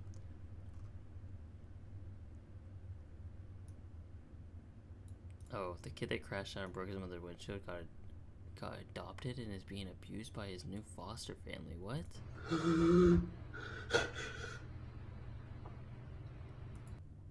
Is this the same one? There's no way. What? This?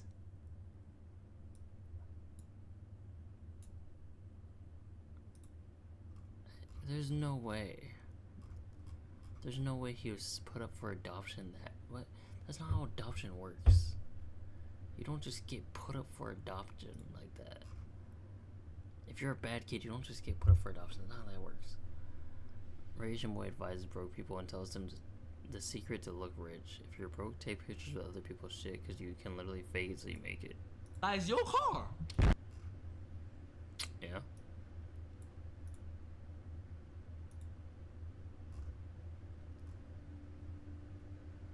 Dr. Umar calls 50 Cent's Day documentary an example of self-hatred disguised as community service.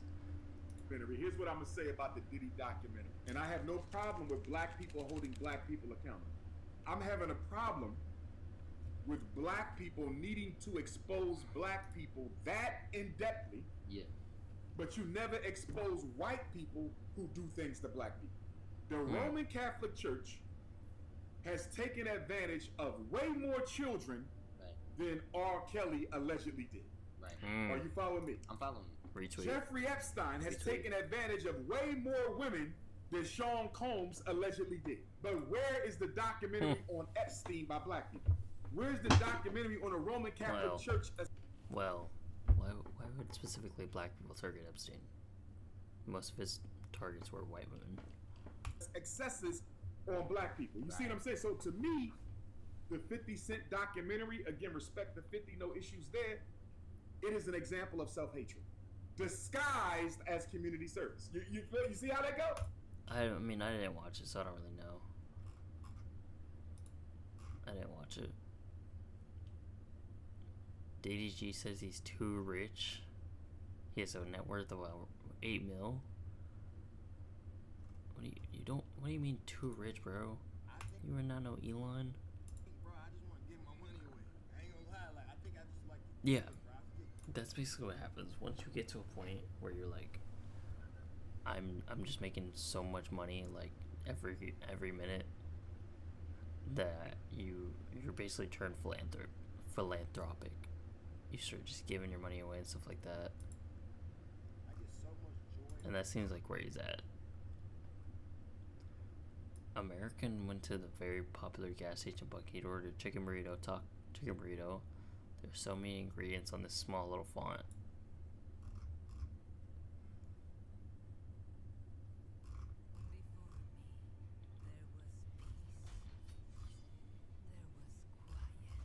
Oh, I think my game's ready.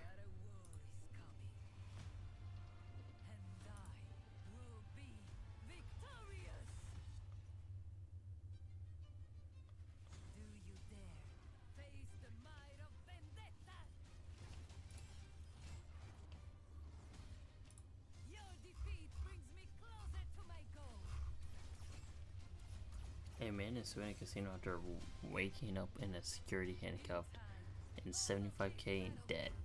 Wow, that sucks.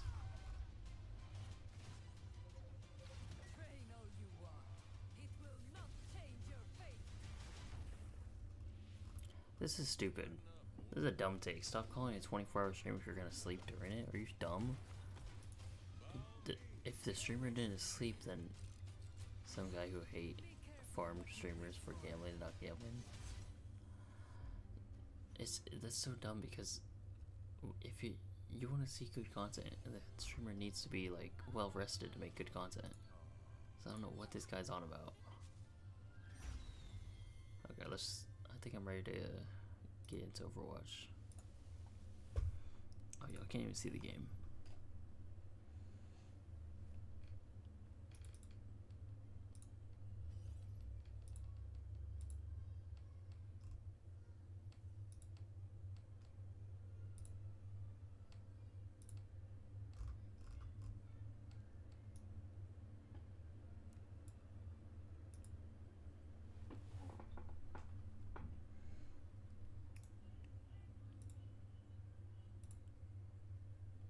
Transform screen.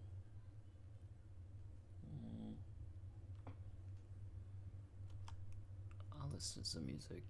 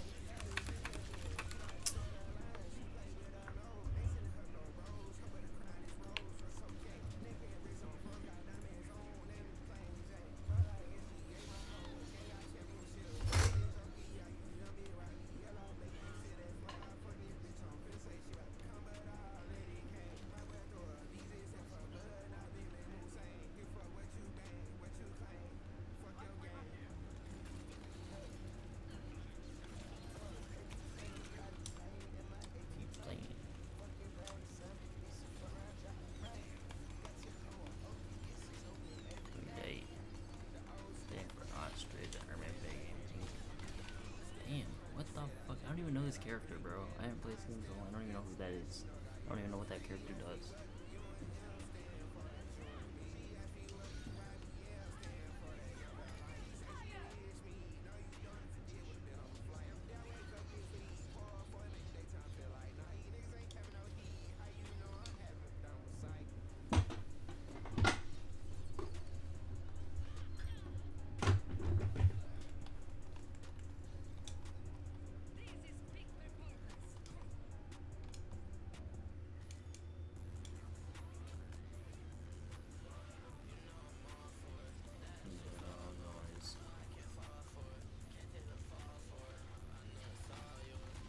Oh my gosh, I miss all those.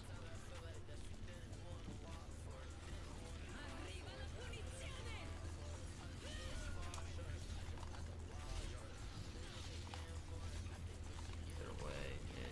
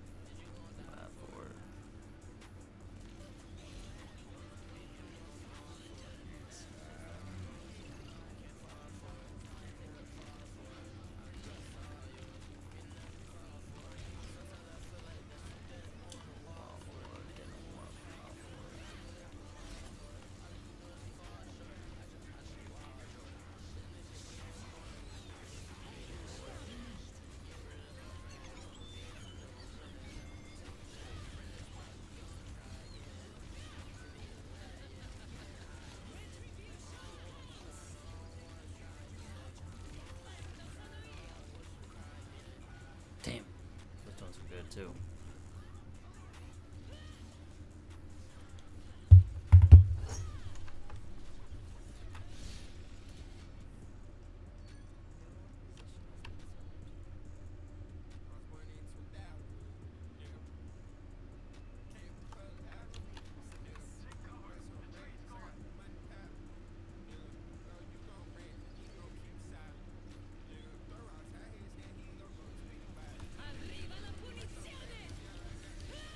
What in the world is that, bro? What even is that power? What's going on with that?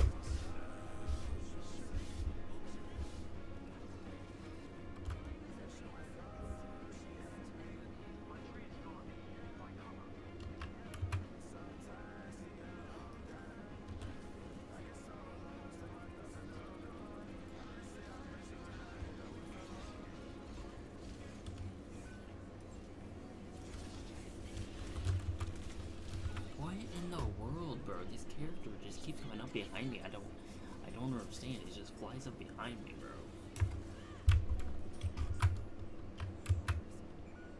Like, what even does this thing do? Is that it? Is it on the loose?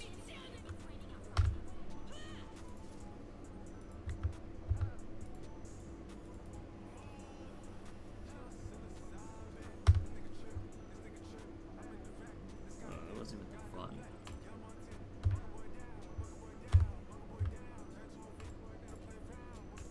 It's just boring.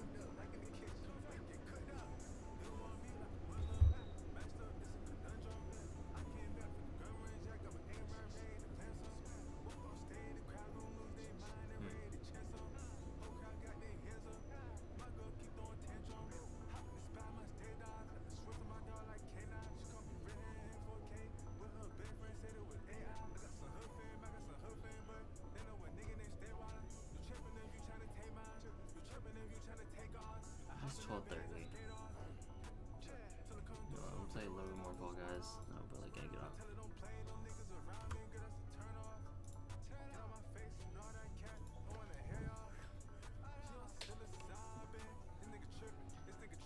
Thanks, chat. I think we got youth pajamas.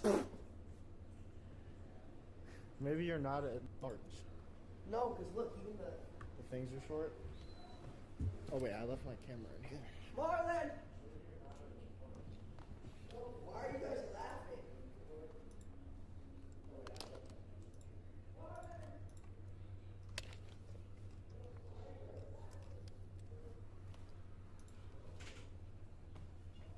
Marlon, I think you got youth pajamas, bro. Oh, fall.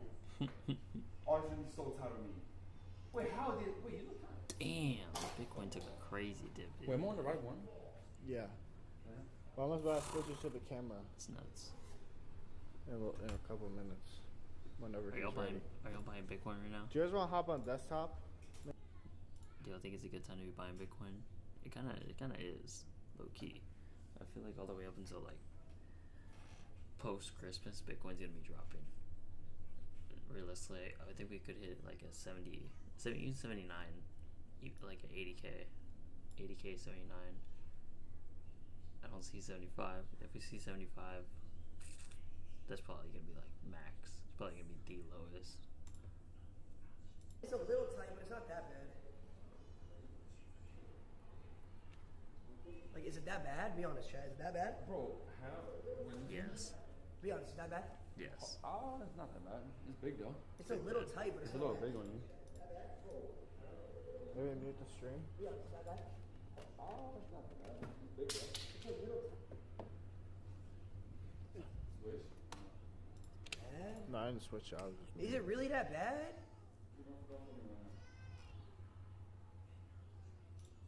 Bro, you are in your under. Wait, Marlon? Yeah. Guys, my friend said I should download Where Winds Meet. Should I download and play it on stream? Fucking idiot. Like, why you sending the text back, bro? Is it lit? That's on your abs is crazy. Bro, you fucking. I'll get it. I'll get it. Idiot. It's on Even if Epic it's you, Games. bro. I'll get it.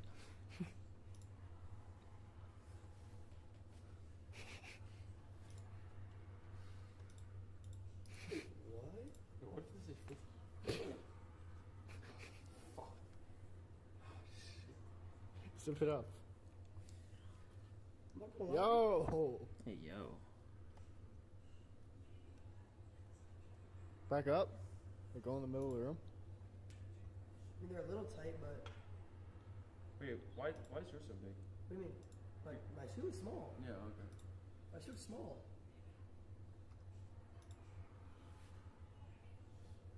What if I have it like this?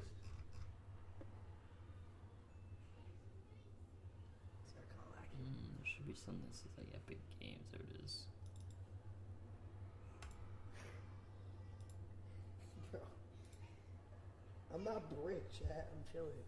I'm gonna be honest, bro. I'm insecure in this. What are you doing over there? What are you doing? Hey, shit. Are you dead ass? Thirsty. Can't get a water out the fucking fridge? Now you pulled out your pants. I'm not Where'd your pulled this out print of go? my pants. I can't Where'd get- your print I go? can't get a water. My shit is more on the skinnier side, I'll be honest. Yo, Drew, what the fuck? God damn.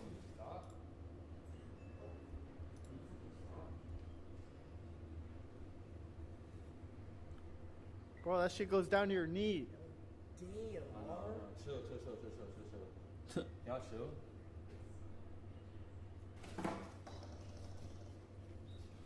Alright, bro. Alright, bro, like.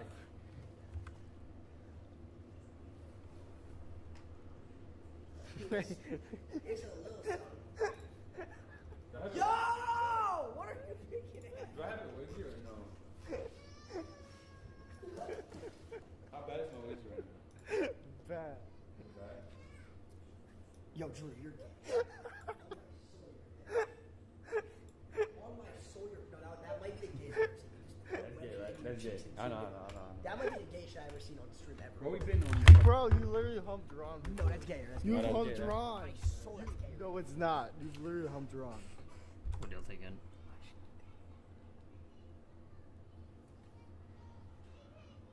What's it? You got a pencil in your pants. Taking this shit off, bro. Bro, how are they so small? Why are you so fucking small, bro? Actually, I'm gonna do this. Half Grinch, half BBC. Alright, bro.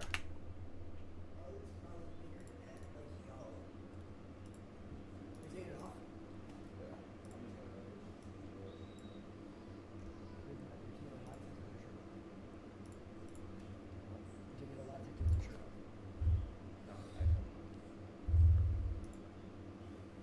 Alright, you guys want to go on desktop so I can get new backpack batteries and stuff?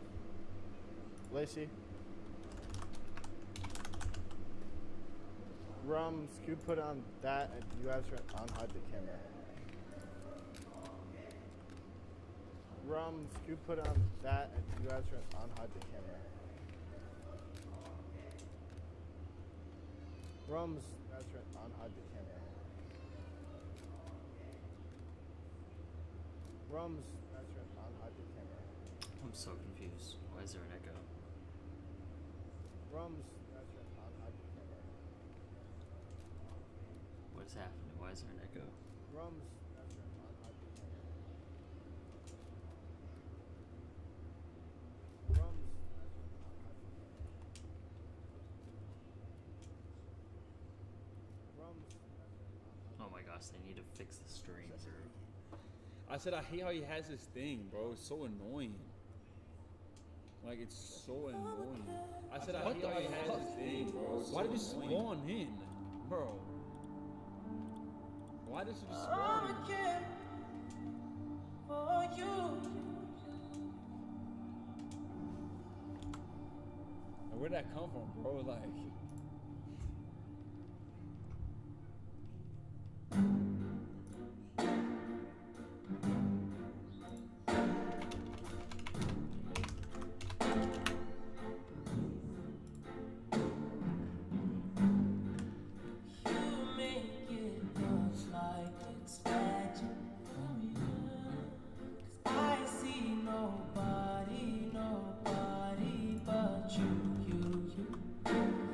Never confused.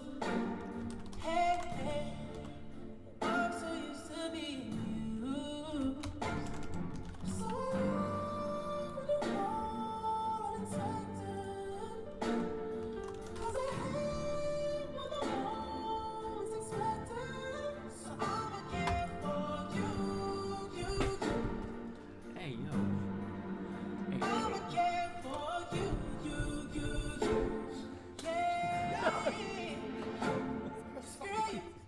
Bro, we are fucking grown ass men.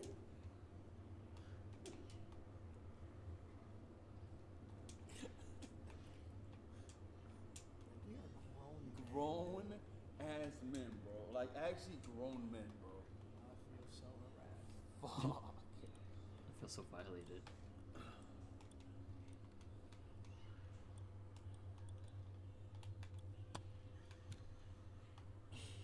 Chat, stop typing ages in the chat. You guys are gonna get your fucking Twitches banned, bro. Bro, I fucking burnt the hell out this candle, man. Yeah, why'd you have it on for fucking all day? I'm an idiot. That's why. Wait, so do you guys think when is John gonna be ready? I think John is checking emails right now.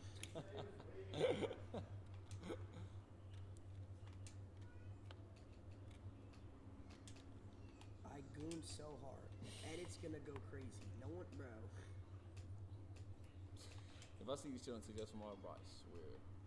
Divine shit, X divine shit. Appreciate that. Y'all. Appreciate that, chat. Appreciate y'all. I understand that.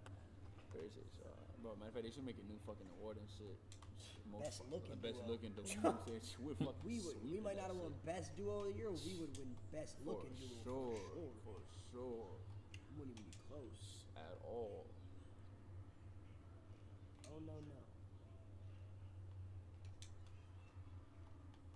I'm gonna be honest. I would carry. I would definitely carry. If there was a best looking duo award, I would fucking literally carry the fuck bows out of like a fucking maniac. I would drag that bitch to the fucking crown. I needed one more hope. Are you serious, bro? Almost Why are you done, just sitting there flexing? I'm not even flexing. You want to see me flex? Like, are you wanting me to flex? Just say that. Are you serious? Exactly. Are you serious? That's flexing. Get me out of here. Get me out of here. That's Get me out of here. Okay, that's flexing. Okay.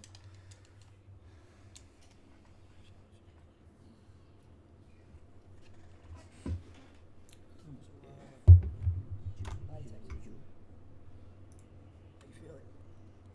You're the one who's the one. No, you know what? I do it. I do a lot of techno. Yeah, because you freaking know I'm a content maniac, bro. So I know you're gonna put me in that fucking chair and you're gonna ask me questions. And I'll be honest, I don't even want you in my attention because I have nothing to ask you. I literally got nothing to ask you. So welcome to Lie Detector Test. You can't even talk. Welcome to Lie Detector Test with Marlon, bro. That's what this is. What are some questions I should ask you?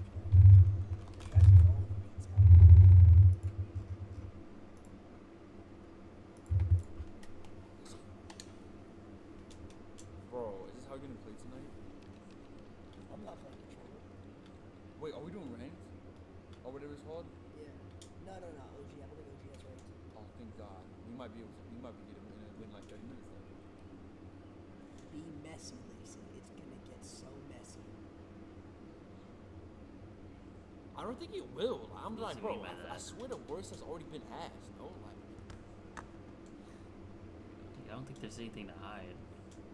I'll be real. I'm a buck dowa. I'm a buck dowa, bro. Huh? I'm a buck dowa. What does that mean? Is that some Swedish shit?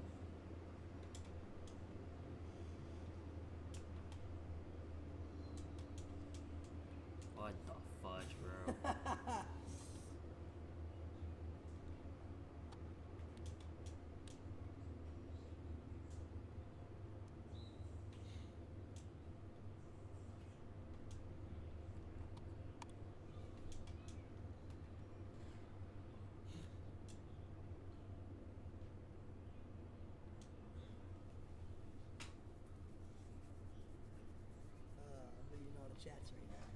I'm reading all the chats right now. I'm reading all the chats right now. Why do you do this to him? He's the one who said, get a lie detector. You know why? You wanna know why? Because you know what, bro? I don't even know why, bro. Because content. That's why, bro. At this point, you know what I mean? AW content. Stalling segment. I mean, chat, what do y'all want us to do right now? We're waiting, chat. He's just gonna set up. He's coming soon. Wait, is everything set up? He just gotta come in, right? Yeah. So is he even in the house yet or not? He's reading emails. Bro, come on, Johnny John. Well, no, we're not supposed to start till 11. Oh yeah, that is true. We could go set up the igloo right now. Bro, isn't that just like you just blow up, Drew? I mean, is it not? You just plug and blow, no? Yeah, but we gotta do it though. Yeah, but it's just plug and play. Is It's it not? not plug and play. So what is it then? You gotta set it up, bruh. Where do you want to set this up at?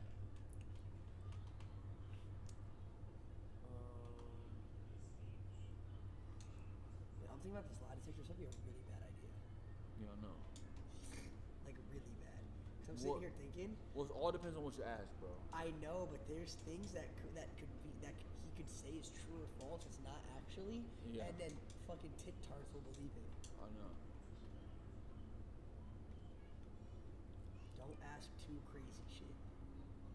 Well, I was gonna read the chat. That's I'm gonna be honest. That's the worst possible idea. Okay, Literally the listen, worst I'm possible gonna be honest. You need to text me specific things because if I see something in the chat that I don't know what it means and it's bad, how am I supposed to know? Like, I'm already seeing shit that I have no idea what they're talking about. Like, for example.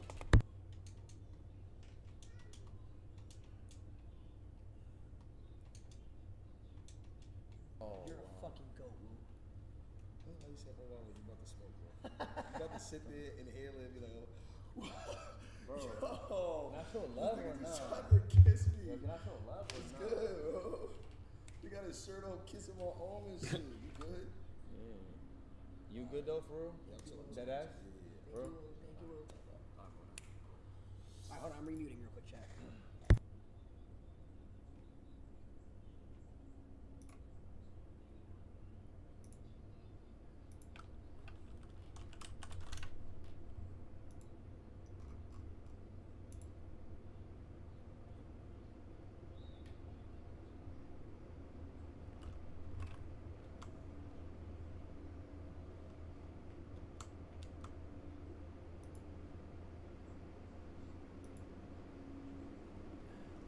Sub up for audio. Special audio for 5. Look at the scammers in the chat, bro. What's the point of a lot of times you can't ask good questions? No. See, the point you're missing is that It wasn't that chat, actually. the point you guys are missing here is the fact of it's on the internet. So if I ask him like, "Yo, Facts. Marlon, when's the did you jerk off today?" Yeah. Well, I was Y'all get what I'm saying. But even if I said knowing that, and then John goes, "That's the truth." Like when it's not the fucking truth, then it's like, bro. For some reason, people believe that John's little lie detector test is mechanism. My point is even by the Bible. because it's on stream, I gotta know boundaries because I don't know like on Lord shit. Hey, bro, I'm happy. I'm content. Yeah, that's fine. Bro, see shit in the chat. You know what it is? A lot of stuff in the chat they actually don't know about it, just haven't said, which is very easy for me to say. To be honest. So how much you say? I'll say it right now. But No. like, you know what I'm saying? Like, you know what I mean? Like I'm seeing something about a Rolex and I don't even know what that means. Rolex? I don't know. I don't even know what that means. Like what? That's the shit I'm talking about. See, then they say, "Oh no, no." And they say, "Oh no," when there's not. No, it's not. What does Oh that no, no. even It's mean? oh, it's fine. Like, what are you talking? What can you explain? Like, did Martha give him the Rolex? No, bro. Nobody gave me my Rolex. Like, you bought your Rolex. Yeah, like what? I'm so confused. Like, people just make. That's what I'm saying. Like, there's so much shit. No, shit. It's not. Oh no, no, bro. Like, we're all grown people. Like, what? Like, I don't understand. Like, there's nothing to like. Stop making shit out of little crumbs. Bro, you just like, stole the question from me. Yeah, I'm during a sorry, fucking but it's just test, like, bro, at this point, it's like, bro, like, what are you talking about? I'm on that. Like, I'm on that. Stage 1. Stage That's what I'm saying. So a lot of the questions Lacey will probably ask because he don't know about, but it's such an easy, answer. It's just like, so I don't know if you want to ask that shit because it's gonna be very, very fucking easy. Okay, what happens if I ask you a question and you genuinely tell the truth and he says it's a lie? Yeah, then it's just then the system is fucked. Like, you know what I'm saying? Like that. Honestly, I'm more worried about that. I'm actually more worried about that. I'll be honest. Because I'm gonna be honest, that's happened to me. I know. Like I was sitting there, they asked me a question, And it's just bullshit. and I answered it, and Yeah. I completely lied about it. He goes, "That's true." Yeah. I was like, "What?"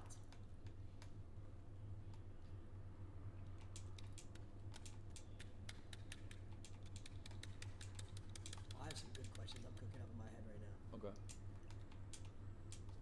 Okay. Wait, isn't it It's Oh my only gosh, true why did it or push me false, up? right? Like really. So you gotta actually ask specific questions. Yeah. Yeah. So like for example, that question, you wouldn't even be able to ask that question. What happened with the Rolex? Like, what do you mean? Like you know what I'm saying? Like. Well, I could have just said, did Martha get you a Rolex? Yeah, exactly. Yeah, you have to Would say, specify yes or no. Yeah. Yeah.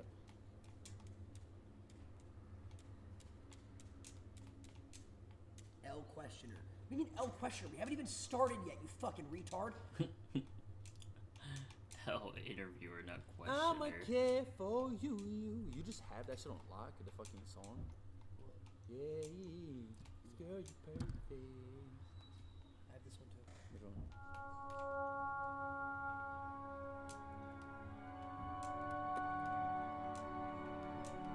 Oh, for Aura.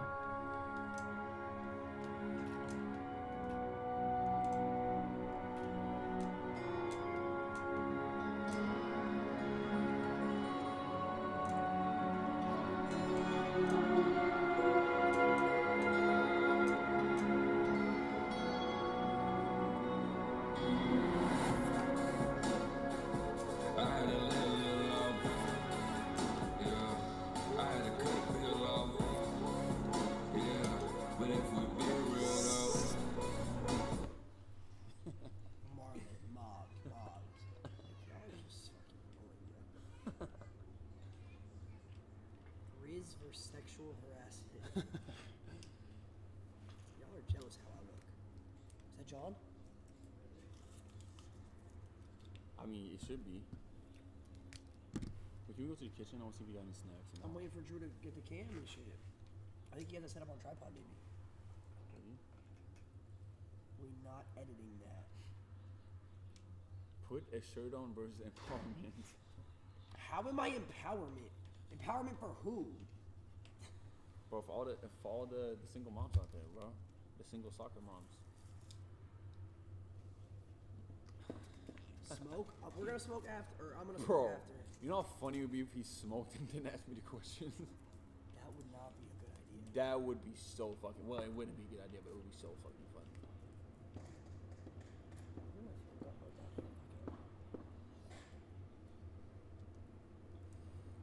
Like, Bro, Darla's just been sending me Fortnite wins for the last hour. Fortnite win? She be playing Fortnite? She said, that's what she said. Wait, she be on Fortnite? She said, Bro, Chad, y'all I've know been I'm nice, playing right? Fortnite for hours so that when we play next, I'll actually be good. And she's just sending me a bunch of Victory Royale screens. Chad, y'all know I'm nice, right? I'm mad nice at Fortnite. Like, y'all know that. Y'all been seeing my shit. Yo, I actually think we can get a win within the first 5 games. We're gonna win first game. Yeah. Yo, Christy with the gifted subs, with the 2 gifted. What is that?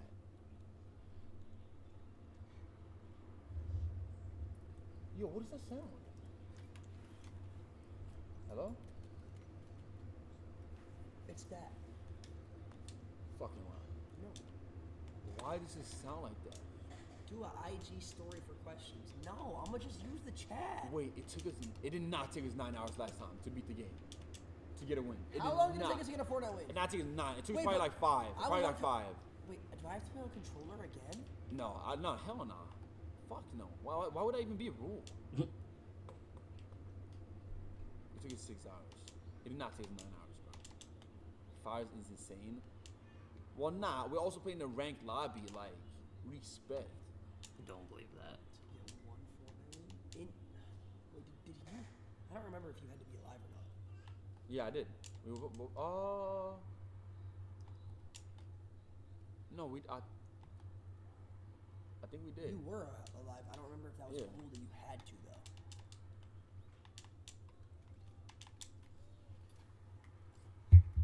Imagine Lacey assisting Marlon at the charity match. Cinema. That would be crazy. Imagine we both get invited. Bro. Imagine we both get invited to a charity match, and all you see is like 1-1. Me and you are in the game. Bro. Ball comes flying down. You fucking hit that Kick bitch it to up me. in the air, fall down on the ground. I'm fucking booming that bitch in 2-1. Slow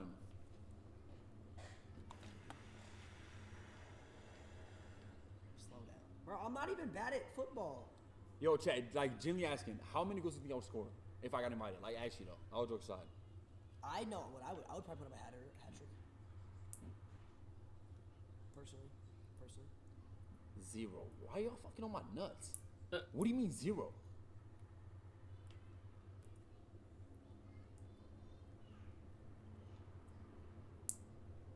Play Geometry Dash. I'm genuinely curious to see if how bad you'll be at this game. It's so This bad. might be the most simple game of all time.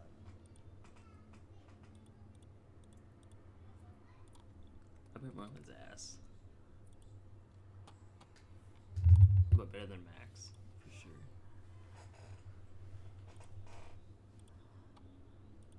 Wait, Geometry Dash? Mad invested smiling at your phone and shit.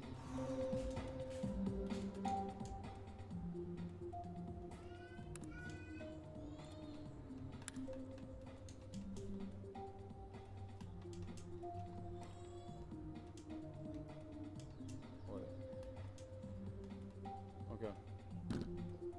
I'm playing Geometry Dash. Yeah. Okay, that's fucking easy. I used to play this all the time. How do I play it? With these? Reset.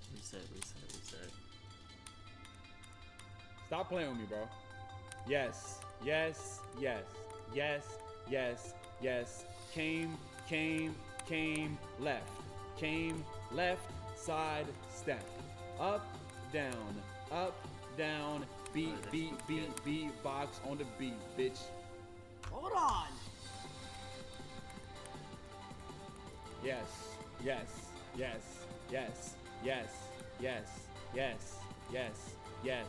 Yes, I'm beating this shit. You might be a gamer. Come on, bro. You know I'm a gamer, but I'm a changed man. Ever since Minecraft, I'm not gonna lie, I'm a changed man. I'll be honest. Like a very changed man. Trap. Oh yeah.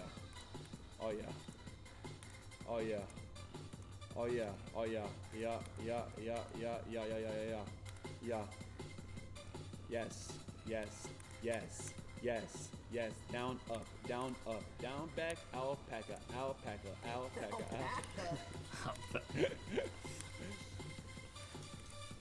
Bang. Like, bang me though. Hold on. Come on, boy.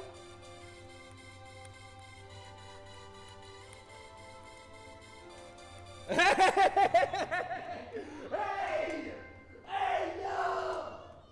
Now kiss me on this fucking mistletoe. Wait.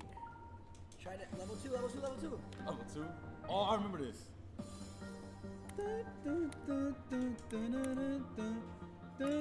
He knows those songs. Yo, Lil Spooky, thanks for the 5 gifted.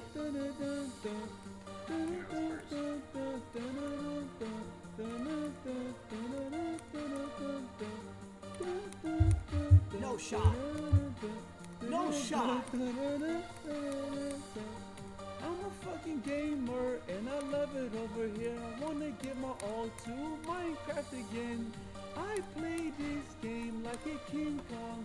Kong is the name of my car.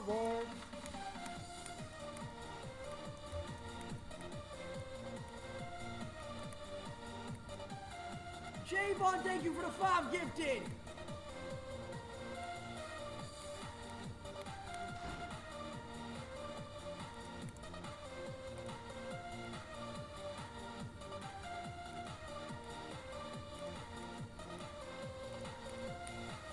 Wormy, thank you for the 5 gifted. Yo, what's going on? I know I'm in the fucking game. Where's my gift to that, bitch? Oh. You almost fucked up.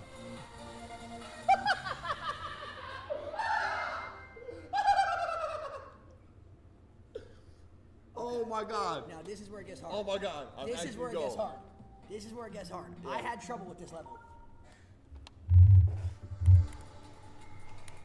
Oh, I don't like this song. I can't really rap on the beat. That's the thing. Yeah, that's the thing. Alan Computer with the 5 gifted. Where's Thank my you. gifted? We're almost at 11.5. Nice.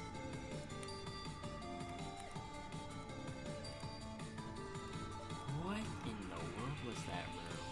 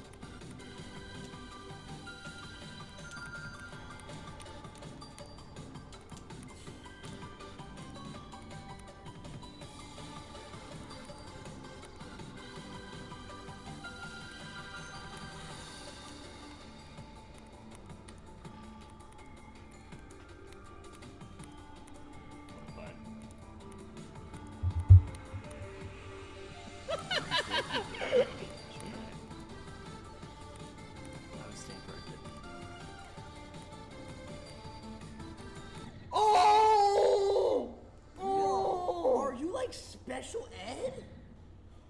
Oh. I was right there, bro. Nah, fuck that. I'm not doing that shit again. Wait, try this one. This one I can't beat. Oh shit, 50%? Oh, I remember this one.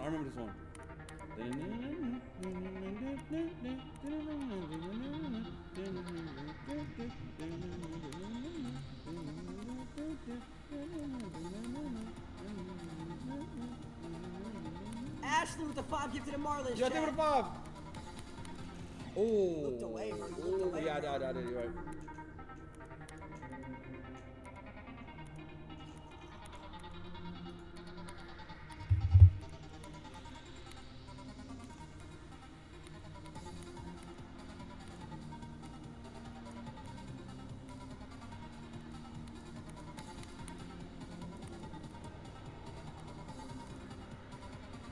Give it a 5. Oh. Yeah. Oh. This one's fucking hard. Okay. I see. Easy running shit. Oh, you click the mouse.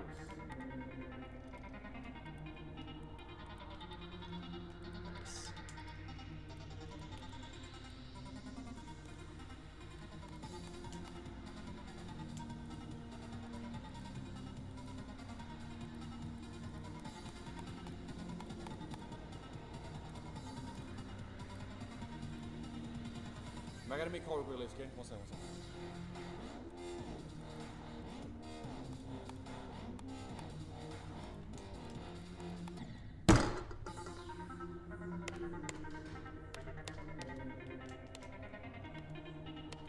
Stupid fucking game.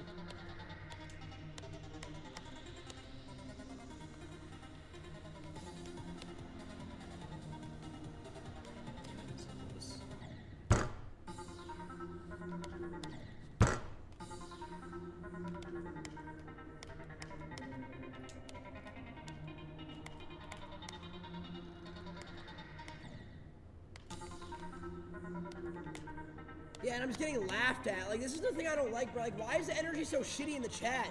I die and get pointed and laughed at instead of seeing a bunch of W's saying, you got this.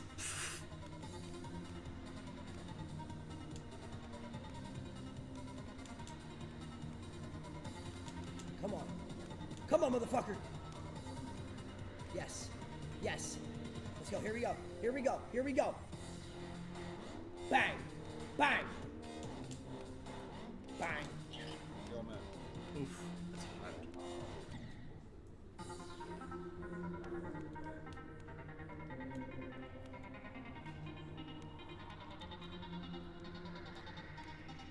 Stop laughing at me!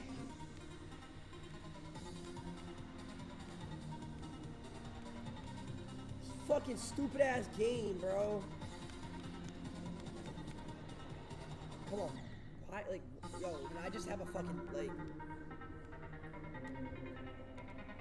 I hate this level. You know what level I want to play? I want to play that Sunshine level.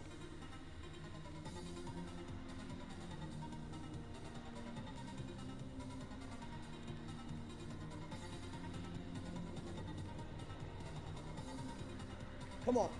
Here we go. Here we go. Bang. Gotta like it. Last one.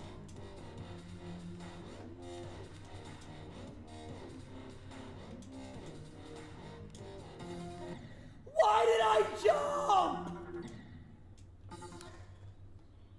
What is the Sunshine level called?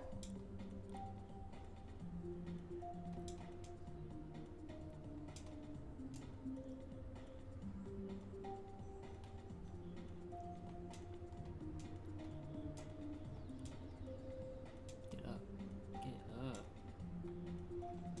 Get up. Okay, now where? No. What is it called? I got those last game.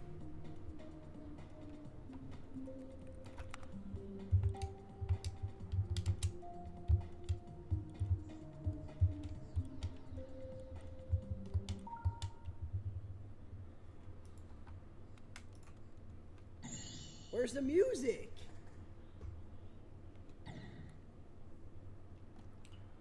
How do I download the song?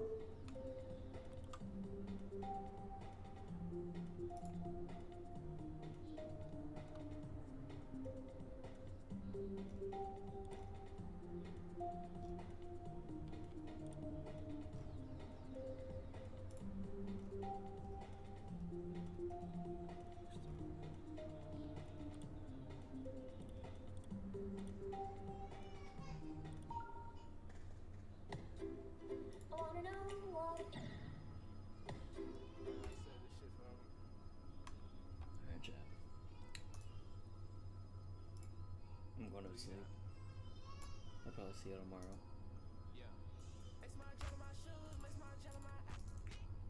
This is the outro. If you have anything to say, let me know now. If you want me to cover anything, drop it in the chat or at me on Twitter. Follow all the socials. Follow Instagram, TikTok, YouTube, Twitter. Anything on my 44 Flips, go ahead and follow up on. And other than that, I think that's it.